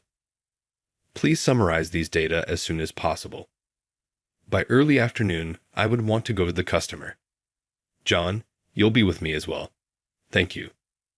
Michelle left before I could even respond. Understood. Lucky you. I heard from around me. What? Am I not today's chosen one? I'm jealous that John is the one today. I was the focus of such jealous voices. Michelle accidentally phoned for me today, but anyone she calls is the talk of the office. When she calls someone's name, everyone's eyes are on her and that individual. However, the most of the staring is done by the male employees. The female employees only stare at the guys. The women, who appear perplexed by the situation, occasionally sigh. John is my name. I work at a typical company. Most of my peers are aiming to improve their skills or begin considering marriage by the time I turn 28. Although I don't lack ambition, I believe that if I can work hard at my profession and have a secure lifestyle, that's plenty for me. You ask, what about marriage? I don't currently have someone in my life. I'm just not cut out for romance or love. I may sound upbeat, but let's be honest. I'm not really good looking. Who would come to me looking like this? However, I suppose my folks still think I'm cute. I was always complimented on my cuteness as a child, so I never truly considered myself ugly. In 4th grade, that changed. That was the first time I had ever been made fun of by someone who said, "You're so ugly." I questioned my mother, am I ugly? When I got home that day. My mom's normally happy countenance turned red with rage. She questioned, who said that about my darling, priceless son? She grew so flaming that I was taken aback. She gave me a hug and a head pat, saying, "You look just like your dad, and that makes you even cuter." However, as time passed, I began to suspect that I might not be as attractive as I first thought. People have said that I resemble my father. "You look just like your dad," my mom's acquaintances and neighbors used to say a lot while I was growing up. I suppose they didn't mean it well, but I was happy to look like my tough dad back then. Now, my mother is really gorgeous. People frequently mistake her for my sister because of her youthful appearance, long eyelashes, and flawlessly straight nose. In contrast, my dad has a rough appearance. You can probably tell who I'm modeled after. It struck me hard when I was a teenager. I saw that my eyes were like my mother's, but other than that, I looked exactly like my father when I glanced in the mirror. I also became aware of my appearance ranking at that point.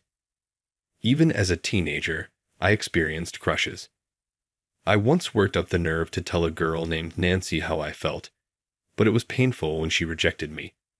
She said, "John, you're such a nice person, but I'm sorry." I then learned that my appearance was the real reason she turned me down. Nancy soon began dating the class's most attractive man. By then, It was obvious to me when I glanced in the mirror that I was not like that guy. You can't alter your face, though. Yes, I have had self-consciousness on occasion, but it doesn't really matter if I don't prioritize romance. And now I'm 28. I've essentially given up on getting married. You ask, what about my dad? Well, he just struck it fortunate. He not only married, but he also attracted a beautiful woman like my mother. My mother is more enamored than everyone else.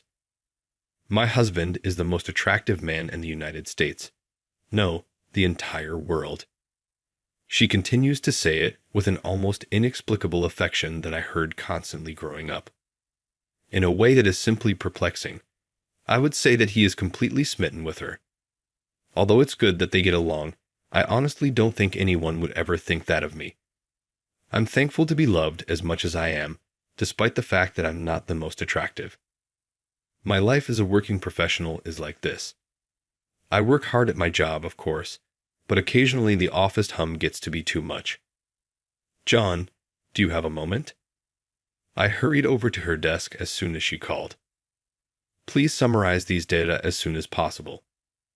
By early afternoon, I would want to go to the customer. John, you'll be with me as well. Thank you. Michelle left before I could even respond. Understood. Lucky you. I heard from around me. What? Am I not today's chosen one? I'm jealous that John is the one today. I was the focus of such jealous voices.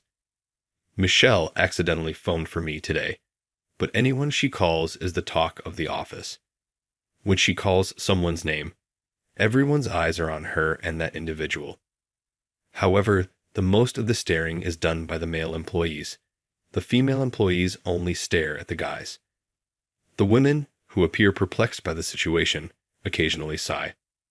Why? Michelle is a very beautiful woman with a small face, clear features, and a fine complexion. I doubt any man can avoid being looked at again, whether at the workplace or downtown. She is amiable, competent, and effective. She is a workplace icon and is especially loved by the female employees.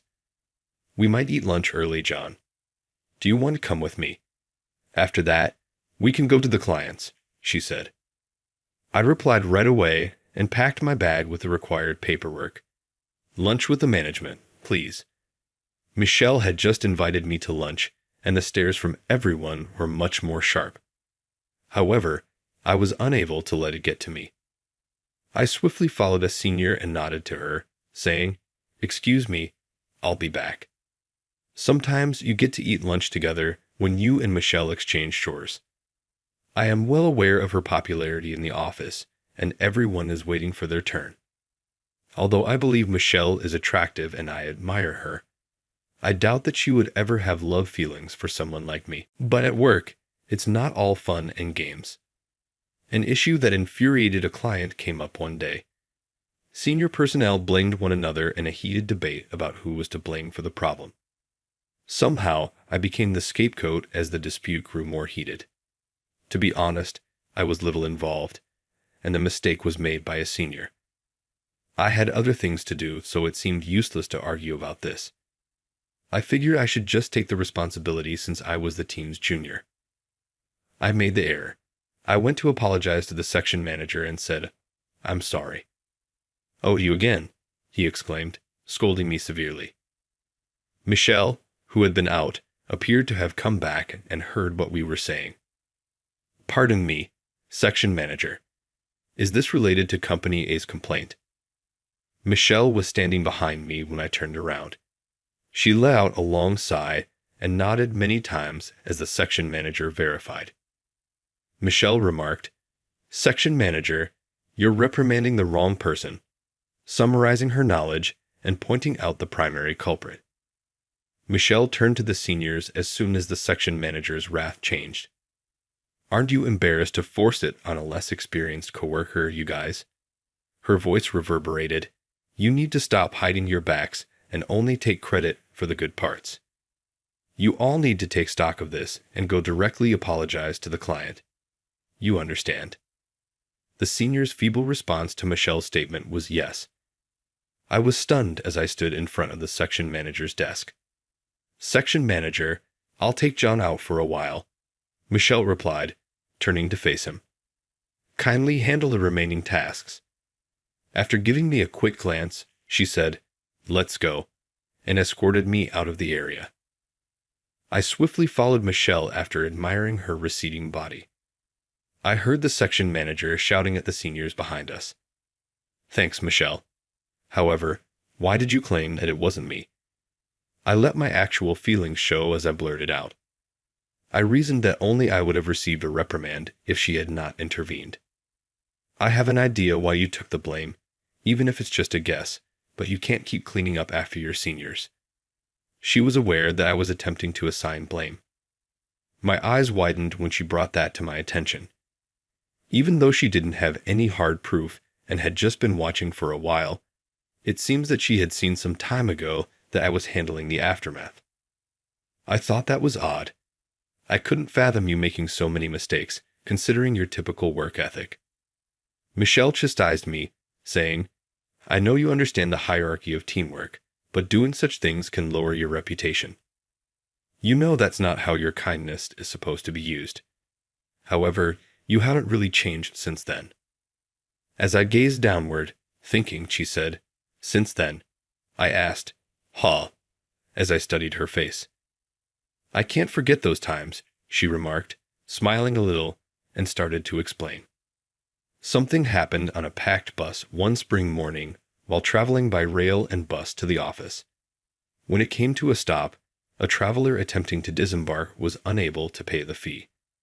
The individual was from overseas, spoke a little broken English, and primarily used his native tongue to ask the bus driver questions. The customer appeared distressed, and the bus driver was perplexed. As everyone stared in silence, someone in the center of the bus said, "Pardon me," and proceeded to apologize. The passenger was given instructions on how to pay the fare by that individual. He made it possible for the passenger to exit the bus quickly. Then, among the commotion of another morning, a small child wearing an elementary school uniform was sobbing loudly. The youngster was abruptly approached by the same man who had assisted the foreign traveler, who inquired, "What's wrong? Has something occurred?" "Let's go to that police officer over there," he said, smiling as he stooped down to the child's level. "It's all right. They'll assist us." "All right, let's go together." The man escorted the nervous boy to the policeman, reassuring him. He handled things coolly and collectedly, even during the hectic morning rush. I told myself, I could do it.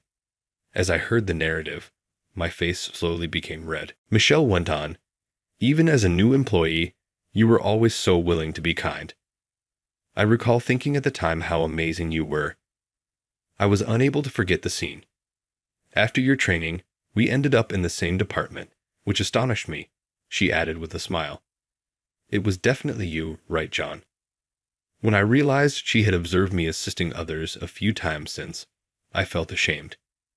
We soon arrived in the company's lobby after walking and chatting. "Since we came this far, why don't we have coffee since we slipped out? Allow me to buy you a cup, or as many as you desire, but it won't make up for anything." I understood that she had most likely always planned to take me out. Even if I didn't make the error, receiving criticism may train you. Maybe she wanted to cheer me up after noticing how upset I was. She continued to keep an eye on me after that episode, making sure I was never in a vulnerable position.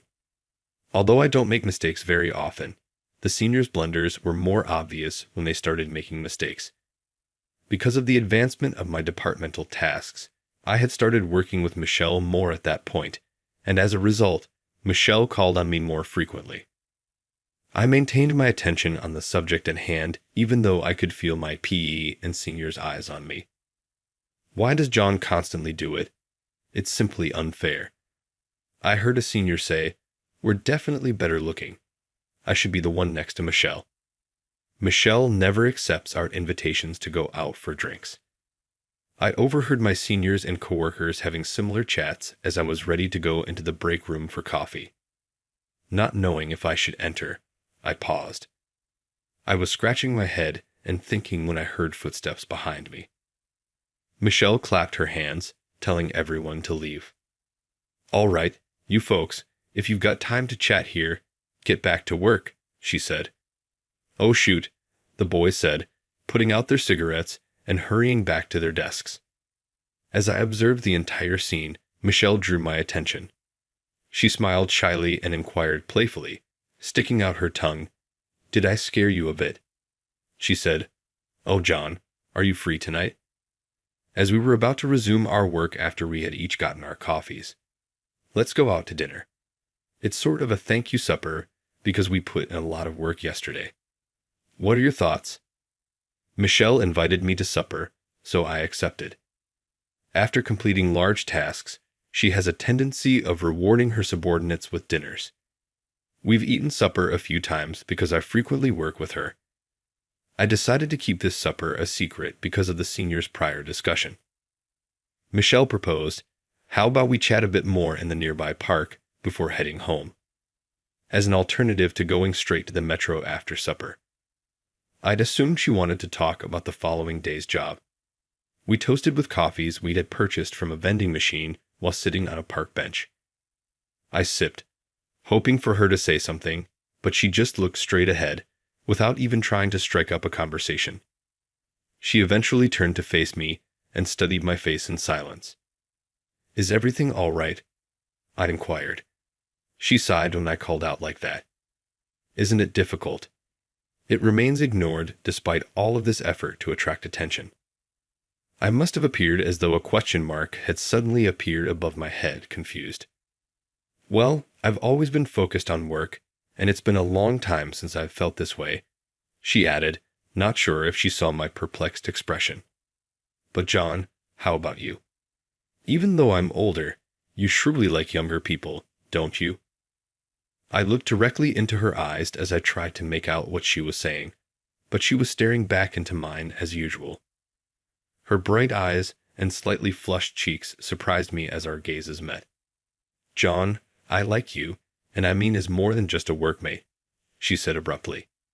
"Would you ever give someone like me any thought?" My heart was pounding, and I lost all mental clarity. Michelle's comments were so difficult for me to mentally repeat. "What? Are you serious?" I yelled and uncontrollably leaned back as I fully understood what she had said. "Wait, this isn't a practical joke, is it?" I couldn't resist asking, even though it would be impolite to assume. Michelle giggled when she saw my shocked expression. "You really didn't see it coming, I suppose." "Are you serious? Hold on. What does this mean?" I think I was more agitated than I had ever been in my life. "Do you now believe me?" She took both of my shaking hands in hers and held them tenderly. I could sense the redness rising in my face. "Are you flushed?" "That is adorable. You look even cuter." "Hold on, adorable. This is not a joke of any kind. Why me?" "I think you're adorable, but more than that, I adore your sincerity and kindness. Are you not fond of me?" "No, that's not it. I mean, I don't think I'm worthy of someone like you." However, my body was unable to lie. My hands had firmly grasped her hands. But then I had to face reality.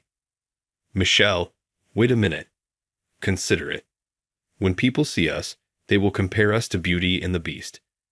You don't realize how beautiful you and I are. I feel so unworthy to be standing beside you." Michelle's hold on me loosened when I stated that, and she displayed a distressed expression. "I've always had my own insecurities, but people have always told me I'm gorgeous. As a woman manager, it has been difficult. Some people claim that my appearance, not my abilities, is what led me to where I am. I put in a lot of effort and disproved them in spite of everything. Most of the men who have shown me kindness have had hidden agendas. But you're different, John. I've never encountered someone as sweet, true, and real as you. That's what drew me in." She squeezed my hand again after saying this. "Is it not embarrassing for you to have me by your side?" I expressed my intense insecurity. "Why would I be? I would boast about you to everyone if you were my lover." She gave me a kind grin. "Look, Michelle, even though I can't change my appearance, I'll try my hardest to be a man worthy of you. Who was able to predict this?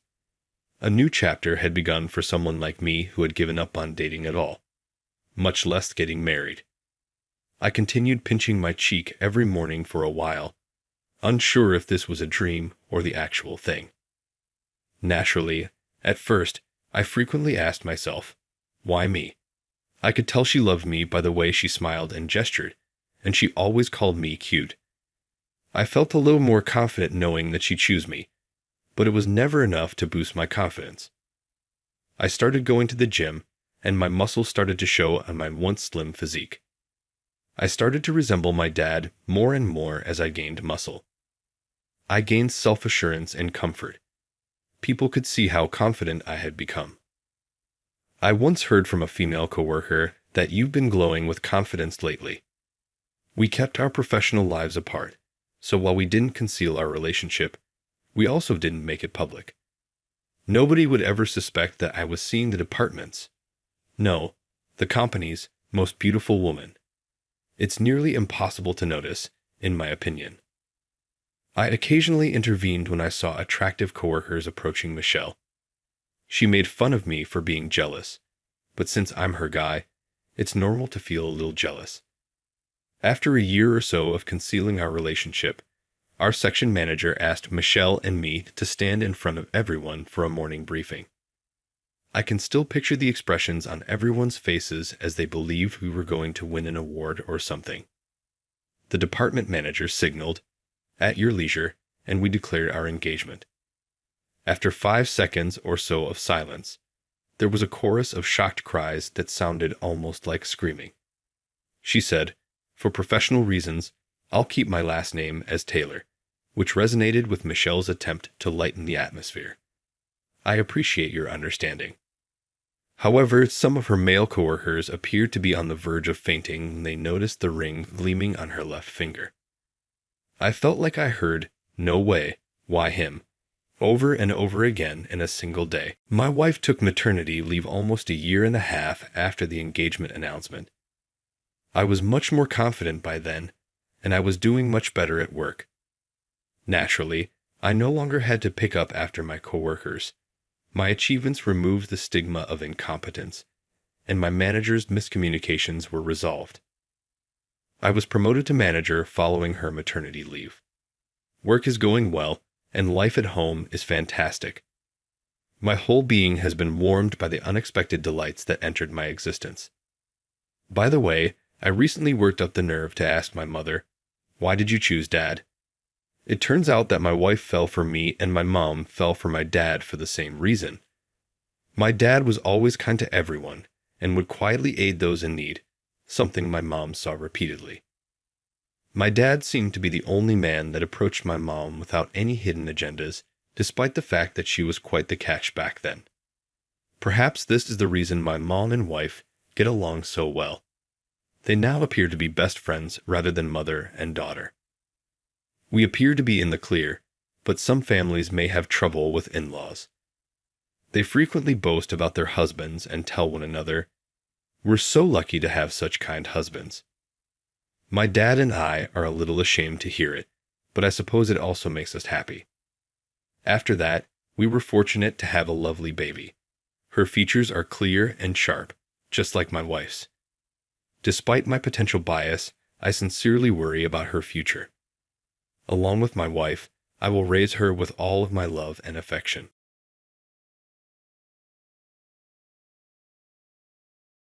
If you become the department head, everyone will quit. Miles let out a loud cry that caused the office to go silent. Miles tossed his letter of resignation onto my desk, his face smug. He set an example, and the staff members behind him began throwing their resignation letters one by one, totaling 20.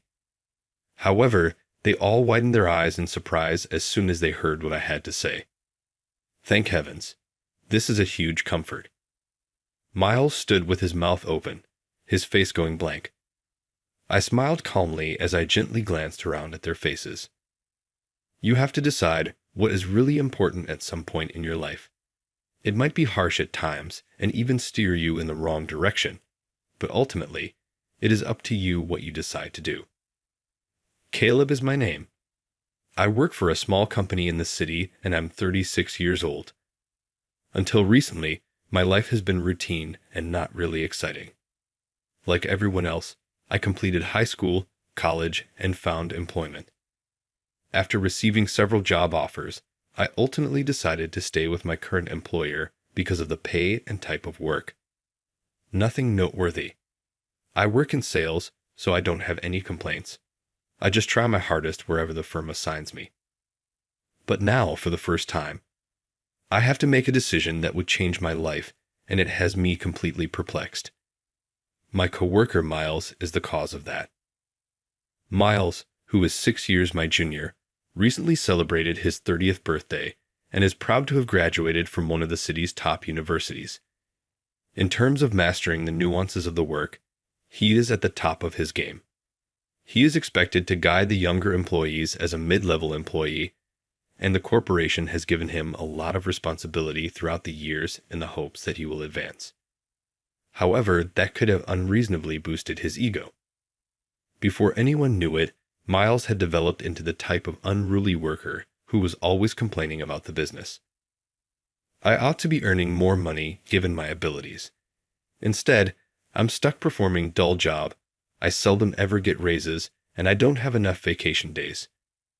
As his immediate supervisor, I would receive these concerns directly, and I couldn't help but be irritated by his conceit.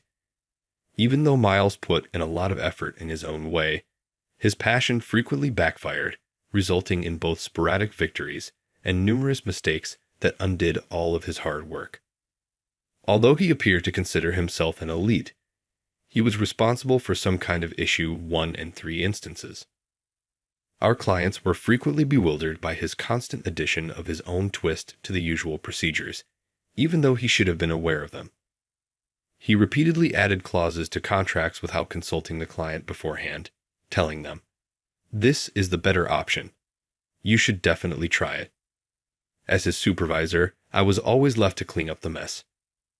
"Miles, I appreciate your zeal and your want to help the client, but you can't simply alter the terms without first talking to them." "Well, if I get an epiphany, I can't help myself. I suppose an elite like me cannot expect an average employee like you to comprehend."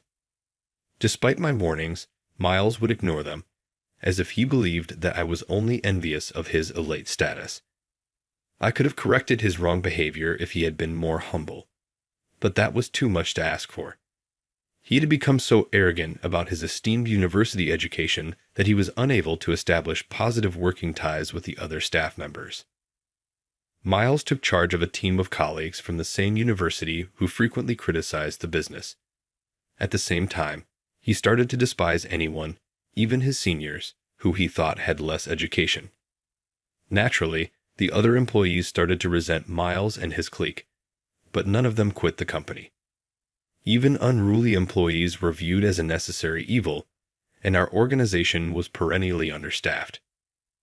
But even with his arrogant demeanor, Miles was just 30, and I secretly hoped he would mature. As his manager, I therefore kept giving him patient advice. The younger staff began to acquire more skills over time, and they quickly overtook Miles in terms of the quantity of deals they had completed. Miles started making disparaging comments at that point, seemingly in an attempt to silence the younger employees who were more noticeable than he was. The younger folks always get the simple jobs, while I'm stuck with the difficult ones. It's really unjust. If you become the department head, everyone will quit. Miles let out a loud cry that caused the office to go silent. Miles tossed his letter of resignation onto my desk, his face smug. He set an example, and the staff members behind him began throwing their resignation letters one by one, totaling 20. However, they all widened their eyes in surprise as soon as they heard what I had to say. Thank heavens. This is a huge comfort. Miles stood with his mouth open, his face going blank. I smiled calmly as I gently glanced around at their faces. You have to decide what is really important at some point in your life. It might be harsh at times and even steer you in the wrong direction, but ultimately, it is up to you what you decide to do. Caleb is my name. I work for a small company in the city and I'm 36 years old. Until recently, my life has been routine and not really exciting. Like everyone else, I completed high school, college, and found employment. After receiving several job offers, I ultimately decided to stay with my current employer because of the pay and type of work. Nothing noteworthy. I work in sales, so I don't have any complaints. I just try my hardest wherever the firm assigns me. But now, for the first time, I have to make a decision that would change my life, and it has me completely perplexed. My coworker Miles is the cause of that. Miles, who is 6 years my junior, recently celebrated his 30th birthday and is proud to have graduated from one of the city's top universities. In terms of mastering the nuances of the work, he is at the top of his game. He is expected to guide the younger employees as a mid-level employee, and the corporation has given him a lot of responsibility throughout the years in the hopes that he will advance. However, that could have unreasonably boosted his ego. Before anyone knew it, Miles had developed into the type of unruly worker who was always complaining about the business. I ought to be earning more money given my abilities. Instead, I'm stuck performing dull job, I seldom ever get raises, and I don't have enough vacation days. As his immediate supervisor, I would receive these concerns directly, and I couldn't help but be irritated by his conceit.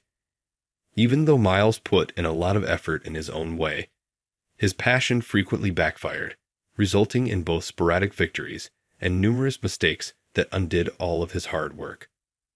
Although he appeared to consider himself an elite, he was responsible for some kind of issue 1 in 3 instances. Our clients were frequently bewildered by his constant addition of his own twist to the usual procedures, even though he should have been aware of them.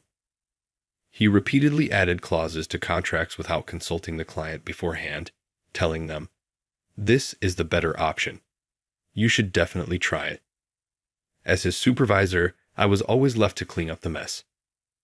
"Miles, I appreciate your zeal and your want to help the client, but you can't simply alter the terms without first talking to them." "Well, if I get an epiphany, I can't help myself. I suppose an elite like me cannot expect an average employee like you to comprehend." Despite my warnings, Miles would ignore them, as if he believed that I was only envious of his elite status. I could have corrected his wrong behavior if he had been more humble, but that was too much to ask for.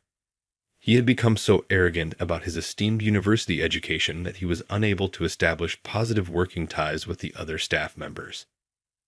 Miles took charge of a team of colleagues from the same university who frequently criticized the business. At the same time, he started to despise anyone, even his seniors, who he thought had less education. Naturally, the other employees started to resent Miles and his clique, but none of them quit the company. Even unruly employees were viewed as a necessary evil, and our organization was perennially understaffed. But even with his arrogant demeanor, Miles was just 30, and I secretly hoped he would mature. As his manager, I therefore kept giving him patient advice. The younger staff began to acquire more skills over time, and they quickly overtook Miles in terms of the quantity of deals they had completed. Miles started making disparaging comments at that point, seemingly in an attempt to silence the younger employees who were more noticeable than he was. The younger folks always get the simple jobs, while I'm stuck with the difficult ones. It's really unjust. He started complaining publicly, and things at work continued to become worse. Despite our staffing shortage, some workers began to express worries that working with Miles was getting harder. He was soon viewed as a problem by the office. Since I was the department manager in charge of managing my team's complaints at the time, I tried my best to control the situation by scheduling meetings with Miles whenever a problem came up. Miles, however, never seemed to believe he was at fault. He would reply, "If you dislike me that much, I can quit any time," even when I gave him stern criticism. My college pals are launching a new business, and they want me to be a co-founder. Miles never took my warning seriously and simply laughed it off, even though I wasn't going to stop him if he truly wanted to quit. Miles seemed to be waiting for me to intervene. "I'm fine with quitting. You know, but without me, this company won't function, he said. I had a headache simply thinking about it, because it was true that losing him would be problematic. Even an employee like Miles was better than none at all, because our company was seriously understaffed, and it was difficult to find new hires.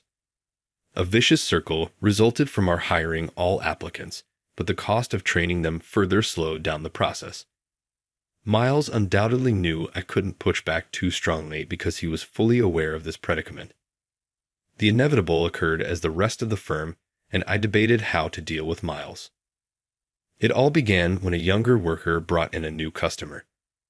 Unlike Miles, this employee was modest and willing to learn from his superiors, despite initially being quiet and meek. Since joining the organization, he has been expanding quickly because of his clients' admiration for his serious work ethic. At last, he received recognition as the month's top salesman. All of us applauded and were pleased with his improvement, but Miles was the only one who wasn't. Only because of a longtime client's favoritism did he get that position. Miles complained to himself, "I would have tripled the profits if I had been in his shoes." If that was all he did, it would have been oak, but he began berating the younger worker while claiming to be offering advice. However, the employee had more hands-on experience on the ground despite being younger. Miles became enraged when the junior gently brought this to his attention. "You younger worker, how dare you respond to me? Do you believe that your actions are justified solely by the results?" When Miles shouted, the younger worker could only cower in terror. The younger employee eventually quit the company, despite my hasty intervention to break it up. Soon after, it was evident from the company's attitude that everyone wished Miles had resigned rather than the gifted youngster. I went out of my way to guide him, and now it looks like I drove him out, said Miles, incensed, unaware of his part in this. "I'll quit for sure if that's how you're going to treat me." He got in my face and asked, "Are you okay with that?" He did not, however, appear to be altering his behavior. I only became aware of the gravity of the situation after the young employee who showed promise left. Other valuable employees would surely depart if we retained Miles.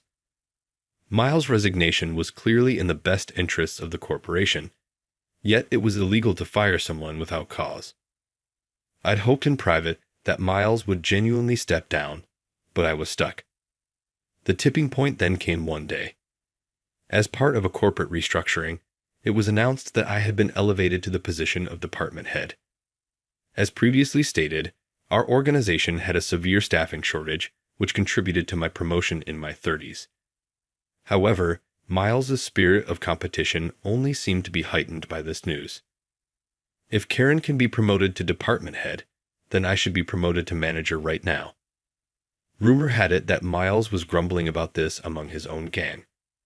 The following day, Miles and his team of 20 employees arrived at my desk, confirming my suspicion that disaster was on the horizon. What's all this about? I'll get right to the point.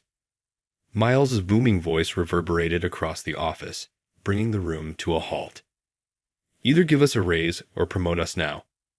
He cast a self-satisfied gaze across the silent room before smugly tossing his letter of resignation onto my desk. "We're all leaving if you're going to be the department head. Unless you agree to our demands immediately, of course." The other staff members started hurling their resignation letters at me as well, as if on cue. They must have believed they were essential to the company's survival. I was astounded by their stupid behavior. I gently picked up the 20 resignation letters, feeling bewildered. Miles smirked as he observed me and remarked mockingly, "If we all quit, you'd be in trouble, wouldn't you? What will you do then? You ought to know the solution if you're intelligent enough to be elevated to department head." "You're correct," I answered. "There would be a major issue if you all left, and I would undoubtedly be held responsible for my managerial abilities." Miles and his company grinned contentedly at my answer, nodding to one another as though they had won. However, they were taken aback by what I said next, their eyes wide with shock. Thank heavens. This is a huge comfort. Miles was stunned and gaping in shock as he stood there. I smiled softly as I calmly examined their faces. I'm happy to hear your actual emotions. I must respect your decision, even though it's regrettable. What are you talking about? Wait. They obviously didn't think I would truly accept their letters of resignation. Pale now, Miles came running toward me. The group behind him became nervous as a result of his desperate actions. Everyone's faces became hazy with uncertainty, and they all started to whisper nervously to one another. I couldn't help but smile when I saw this, as I knew my intuition had been correct. Miles was the only one who publicly expressed his displeasure with the business. I had a sneaking suspicion that the others had simply followed him mindlessly, caught up in his momentum. Everyone who worked here was aware of our staffing shortage and the difficulty the organization had in terminating employees. They most likely believed that they could easily obtain promotions and greater compensation provided Miles' requests were satisfied. However, achieving your goals without working for them is impossible. That made sense to someone like myself who started at the bottom and worked their way up. However, based only on name recognition, Miles and his team had coasted into our organization from prestigious institutions without experiencing any significant difficulties. They must have joined Miles' revolt without giving it much thought, because they had been raised in a society that constantly condoned selfishness. They were in a full panic now that they had to face the possibility that their resignation letters would be accepted. I heard his group's nervous murmuring behind the pale-faced Miles. This can't be genuine, can it? I take it that this was only a negotiating strategy. Isn't this typical in other nations? I sighed in a mix of surprise and frustration at their perplexity. Indeed, there has been prior negotiation for improved wages or working conditions, but these negotiations were always conducted in a cool, collected manner. You would do your homework in advance, give good justifications, and then set up a meeting with the business to talk about a raise. In our organization, they had never threatened to resign until their demands were fulfilled. I made the decision to give them one final opportunity to bargain after glancing at the terrified staff and Miles, who stood resolutely in front of them. This is the moment if any of you wish to rescind your resignation. Our type of trick has never been attempted by anyone in our company. That's because we are the most talented employees ever. Miles persisted in his haughty assertions despite his pale appearance. However, it was evident behind him that his friends no longer wished to support him. They were shifting uncomfortably, looking down, and no longer supporting their leader. I spoke in a soft voice to the restless bunch. Is this what you truly want? Are you all leaving because you have real complaints about the company, or are you just mindlessly following orders? The other staff members were obviously upset by what I said, but Miles kept his flaming eyes on me. I sighed slightly, grinned, and got up after a tight standoff. I can't do anything if you're all that determined. I'll send your letters of resignation now. I appreciate all of your hard work. I then turned and made my way directly to the president's office. There was a commotion going on behind me, with some employees trying to follow me and others being restrained by Miles. I didn't think it would go this well. I quickly made my way to the president's office while stifling the laughing that was rising within of me. Terminating a worker for business-related grounds is a challenging procedure. Finding a valid reason for termination is challenging, and if something goes wrong, it may result in strained relationships or even legal action. There are serious drawbacks for the business, even in the absence of those dangers. Severance pay increases and other subsidies may be discontinued if the termination was caused by the employer. Miles' voluntary resignation was the finest course of action. But even though he kept saying, "What would you do if I quit?" in reality, Miles had never planned to go. Thus, the opportunity I had been waiting for was this collective resignation act. Finally, I gave Mr. Norris, the president of the company, a quick explanation of the situation, stating only the facts. Mr. Norris was obviously perspiring as he held the 20 resignation letters. The company would suffer greatly if 20 employees submitted their resignation letters at once. With a strained voice, he stated, "The company won't survive like this. assured him, "Please wait. I believe what happens next will change things." After hearing my explanation, Mr. Norris's pale appearance gradually returned. He even grinned as he said me farewell at the end. Ultimately, as he had promised, Miles quit. Right up until the last minute, he continued to gripe about me and the business. "No issue. I'll find another work straight away. But without me, I'm willing to wager that the business would face difficulties." Smugly, he said. "You're right," was my honest response. "Losing all 20 of you would definitely hurt." "I figured as much," Miles said with a sly smile. "However, we will not compromise on our demands." "Requirements?" I cocked my head in perplexity. With assurance, Miles said, "You'll have to comply with our demands if you want us back. A raise or a promotion, perhaps. Actually, you'll need to provide us both because we'll be returning after quitting." "Are you sure about this?" I inquired. "You're really okay with leaving the company and not regretting it?" Miles was still one of my key subordinates in spite of all the difficulties he caused. I gave him some advice out of a last-ditch effort, but Miles simply sneered. He smiled smugly and pushed out his chest, saying, "I know you're sad about losing a great worker like me, but you're the ones who enraged us in the first place. After you see how useful we are, you can give us another call. However, don't wait too long, otherwise we might be snatched up by another business."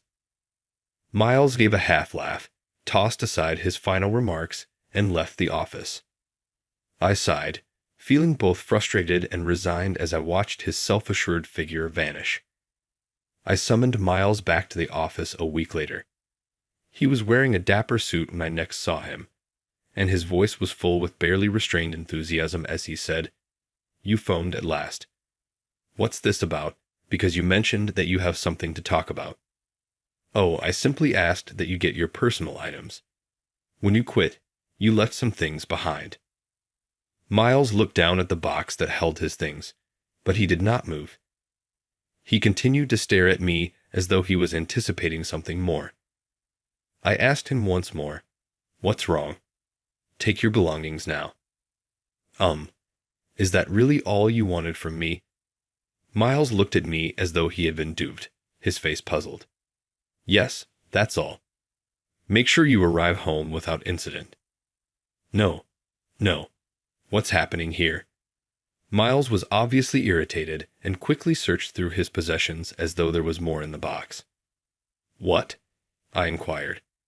"After you departed, I simply didn't want your belongings strewn all over the office.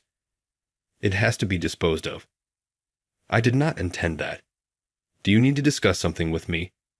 I'd assumed that today would be about hiring me again. I finally recognized that Miles had misinterpreted the situation when he came over to me in horror. After he resigned, Miles apparently thought the business had collapsed, and I had called him back to ask him to take his previous role again. That's what he believed anyway.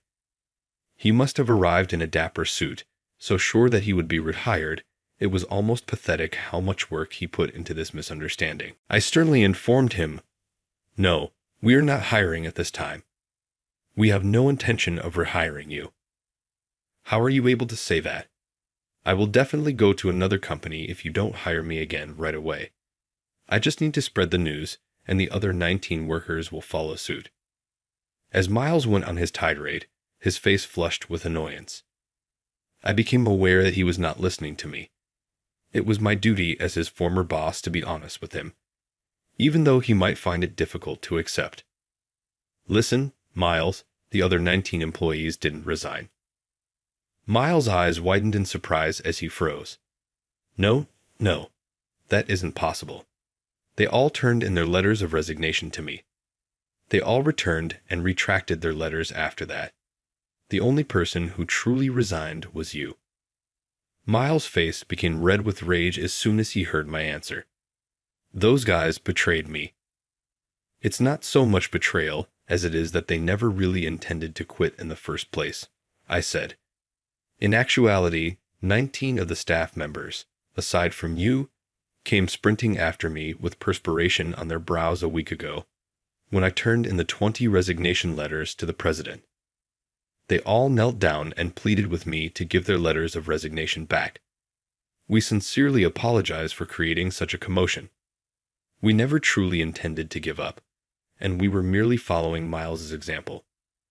I immediately turned around and led the 19 employees who appeared utterly embarrassed back to the president's office after witnessing their heartfelt apologies. I requested that Mr. Norris return their letters of resignation. Miles was obviously agitated and kicked his feet in frustration when I told him what was going on. He cried out, "How could they do this to me?" Desperate for approval, he demanded, "But without the most talented person, the company is still in trouble, right?" In actuality, everyone has been doing a great job covering your workload. The team has really become more cohesive, and productivity has even increased. The office has been considerably livelier since Miles stopped moaning and performing poorly all the time. The atmosphere has improved as everyone had become tired of Miles's constant complaining. There is a more collaborative atmosphere in the office, and staff members are supporting one another and covering for errors. Employee productivity increased as the work environment improved and tasks started to go more smoothly. In fact, compared to when Miles was still with us, sales have gone up in the past week. There have also been improvements in my own work. I've completely shifted the time I used to spend on Miles' problems to my real obligations. The entire firm is celebrating after I was able to close the largest contract of the previous year by refocusing on sales. Additionally, the new hires I've been teaching have at last accumulated enough experience to function on their own. They now contribute significantly to the business and put up a lot of effort. Additionally, our aggressive hiring practices have been successful in attracting bright new personnel. Really, you don't need to worry about anything. You may go on and pursue your own interests. Miles, what? No. Do you mean that I have nowhere to go back to? I'm the best employee, and I'm offering to return. In a desperate attempt to convince me, Miles's voice wavered as though he were about to cry. However, by this point, he had no place at the company. You won't have any trouble obtaining another work if you are as talented as you claim to be. You'll have an even better one soon, I'm sure. However, I've been employed by this organization for a very long time. As a seasoned worker, I believed I could contribute, he said, gripping the box containing his possessions. Miles refused to give up and continued obstinately. I didn't say anything even while he went on, and finally his patience gave out. Miles abruptly started to let out his frustrations by collapsing to the ground. I never really had any intention of leaving the company. All I wanted was better circumstances. You handled the negotiation terribly if that's the case. Negotiation is not a real process when demands are made while brandishing a resignation letter. Miles finally started crying at my comment. He grabbed the hem of my suit and started making absurd explanations. "Caleb, you are to blame. You ought to have stopped me as my supervisor. I made a significant contribution to the organization, and you ought to have done more to retain me." Miles had never truly respected the organization or me, as seen by the blatantness of his attempt to place the responsibility elsewhere. But I wasn't going to try to keep him, regardless of what he said. "Don't worry, you're already officially resigned." Miles seems to have finally come to the conclusion that he had no chance whatsoever of being hired again. I gave him one last shove to get over his desperate grasping as he gazed up at me. "In addition, you mentioned that your friend asked you to assist in launching a new business. You ought to concentrate on that." Miles appeared momentarily perplexed, as though he was not understanding what I was saying. Then he got up shakily, his lips quivering, as though recalling his own deception. "You're right. Yes, I do have a pal. In fact, we are just getting serious about launching a business." Miles muttered, his eyes adrift as he carried on talking. His mouth twisted into a fake smile as he gave me one more look. "Well, I suppose my departure is well timed. I'm going to work for my friend." Are you truly comfortable with that, though? I didn't question him about it, even though it was obvious from his behavior that the tale of his friend inviting him was untrue.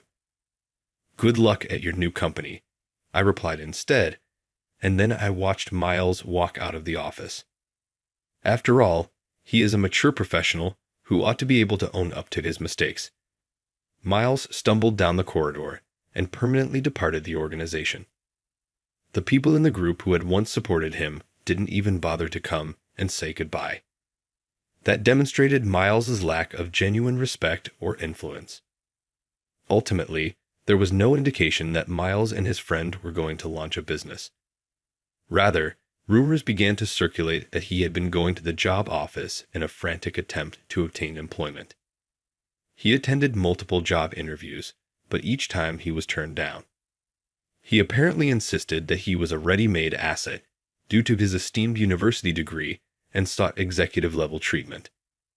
After being rejected by numerous organizations, he finally realized that his attitude was the issue and took a more conventional job. But 6 months later, he left again after attempting to bargain with another resignation threat. He is now allegedly living in substandard housing and gambling away the money he earns from part-time work. Following Miles' departure, the business was able to get an even bigger deal from the project I was awarded, which led to a significant contract that is anticipated to guarantee our stability for the next decade. I will soon be promoted to division director as a result of that accomplishment. The good vibes that have returned to the office, however, are what I am most happy about. We collaborate rather than criticize one another, constantly trying to improve. We keep moving forward in this spirit, full of energy and productivity. The return of the young worker who had quit due to Miles was one of the most unexpected and heartwarming events. It seems that his old coworkers had called him to let him know that Miles was no longer there.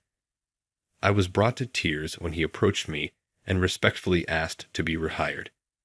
He has developed into a dependable senior worker who assists in running the business today. I'm glad we kept this gifted employee on board. It's crucial to use caution when selecting our partners, regardless of how understaffed we are. After all, collaboration with your team is what builds work. You can't do it alone. I'll keep defending this productive workplace going forward and make sure I understand what really counts. Making decisions that leave no room for regret is the goal of all of this. I entered the office today with that determination, prepared for the day.